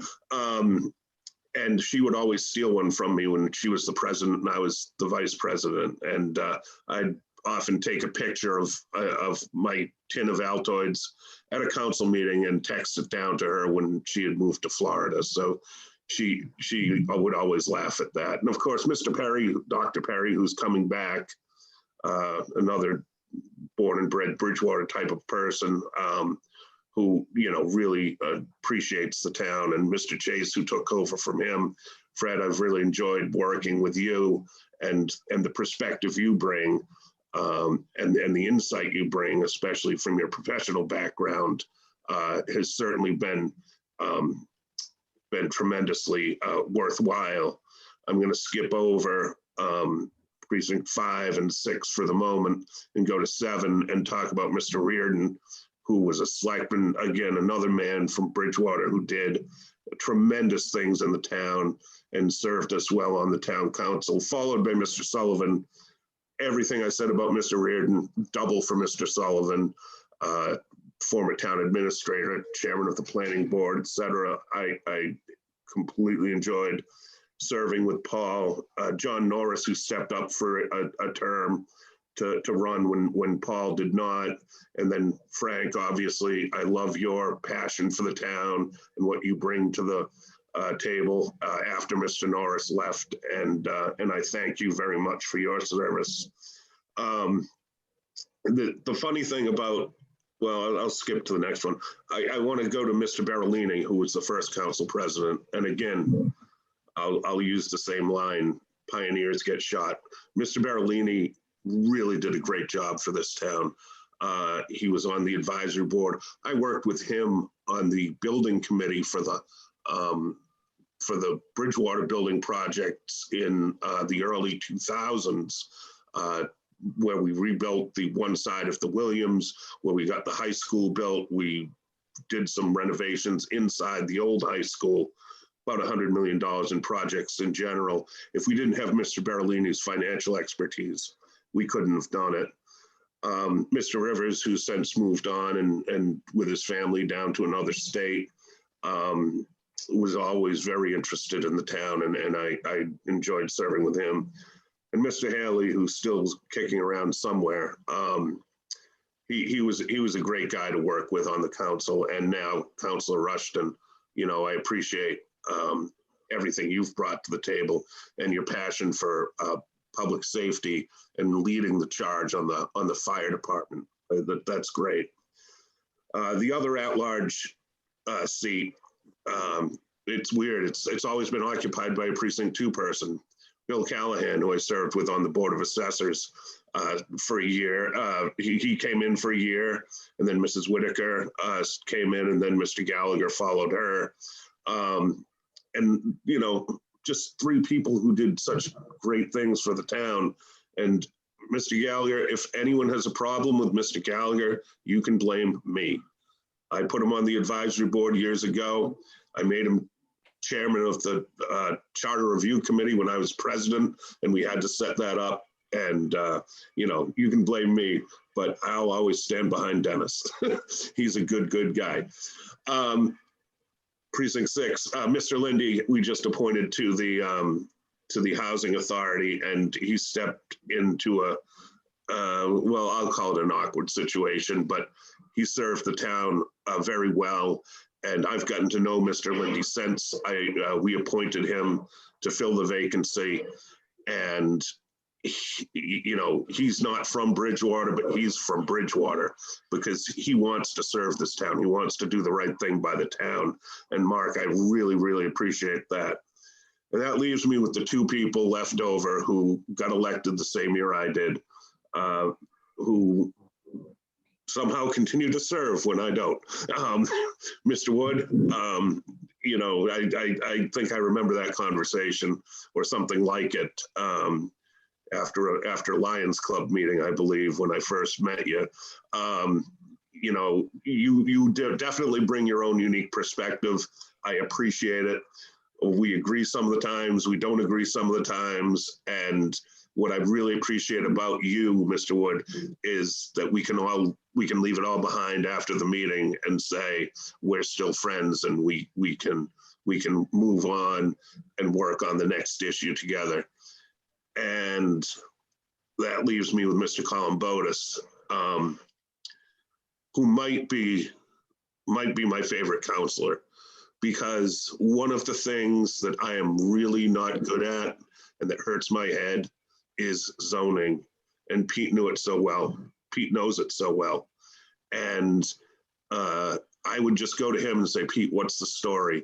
And he would always tell me, here's what's going on. Here's why it's important. And this is the way we should go with it. And I trusted Pete implicitly on that. I think he trusted me that way on the budget, because I don't think he was all that favorable to looking at all the numbers and getting into all the details. So we had a great working relationship on the council, and Pete was just a great guy to work with. And then finally, Mr. President, and I'll shut up after this. I have to leave my last and most important shout out to the woman who actually runs the whole town, Ann Holmberg. She makes sure we're on task. She makes sure we have everything we need. I think she keeps the town manager in line. And thank you so much for your support for the last 10 years. I appreciate everything you've done. Thank you all for the kind words. And I'm not going away. I'm just going somewhere else. Thank you. Thank you, Mr. Fitzgibbons. Just a couple things. First off, I would like to say thank you to not only the people that came out tonight, but the people that have stayed for the whole meeting. I know this has been a long meeting. We've covered a lot of ground, but I appreciate people staying through the whole meeting. If this is your first time, hopefully it won't be your last time. For those that have sat through these meetings, hopefully you gain a lot more knowledge in regards to probably not the things that are so attractive to people in regards to ordinances and orders and things of that nature. But if you could invite one person to come, would love to see this audience grow and grow and grow. And then hopefully when the adjusted norm comes, we can actually be in the same room and have a meeting, but much more of a different experience. I'd also like to say thank you to Mrs. Hunt, our town clerk, and all of the election volunteers under, I'll say, tough circumstances like our prior election. They did a fantastic job. You were in and out in a matter of minutes, and I appreciate everyone stepping up for that. Again, hopefully as things progress and things get better, we don't have to have so many precautions and we can actually see an increase in participation as well. I just want to say congratulations to the new counselors coming in, Mr. Gallagher. I'll call you a new counselor, Mr. Moore, Dr. Perry, and Mr. Columbotus. Looking forward to working with them on a go-forward basis. But I also want to say thank you very much to Mr. Fitzgibbons and Mrs. Loesch. You both welcomed me with open arms when I was first elected. I've always been appreciative of people that have different temperaments, talents, and convictions.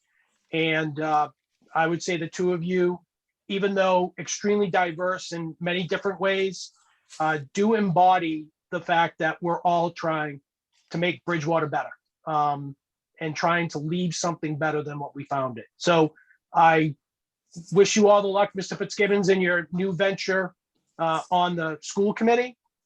And Mrs. Loesch, whatever you want to get involved in, we'll make sure you get involved in it, even if you don't want to. So with that being said, I will entertain, we don't have executive session.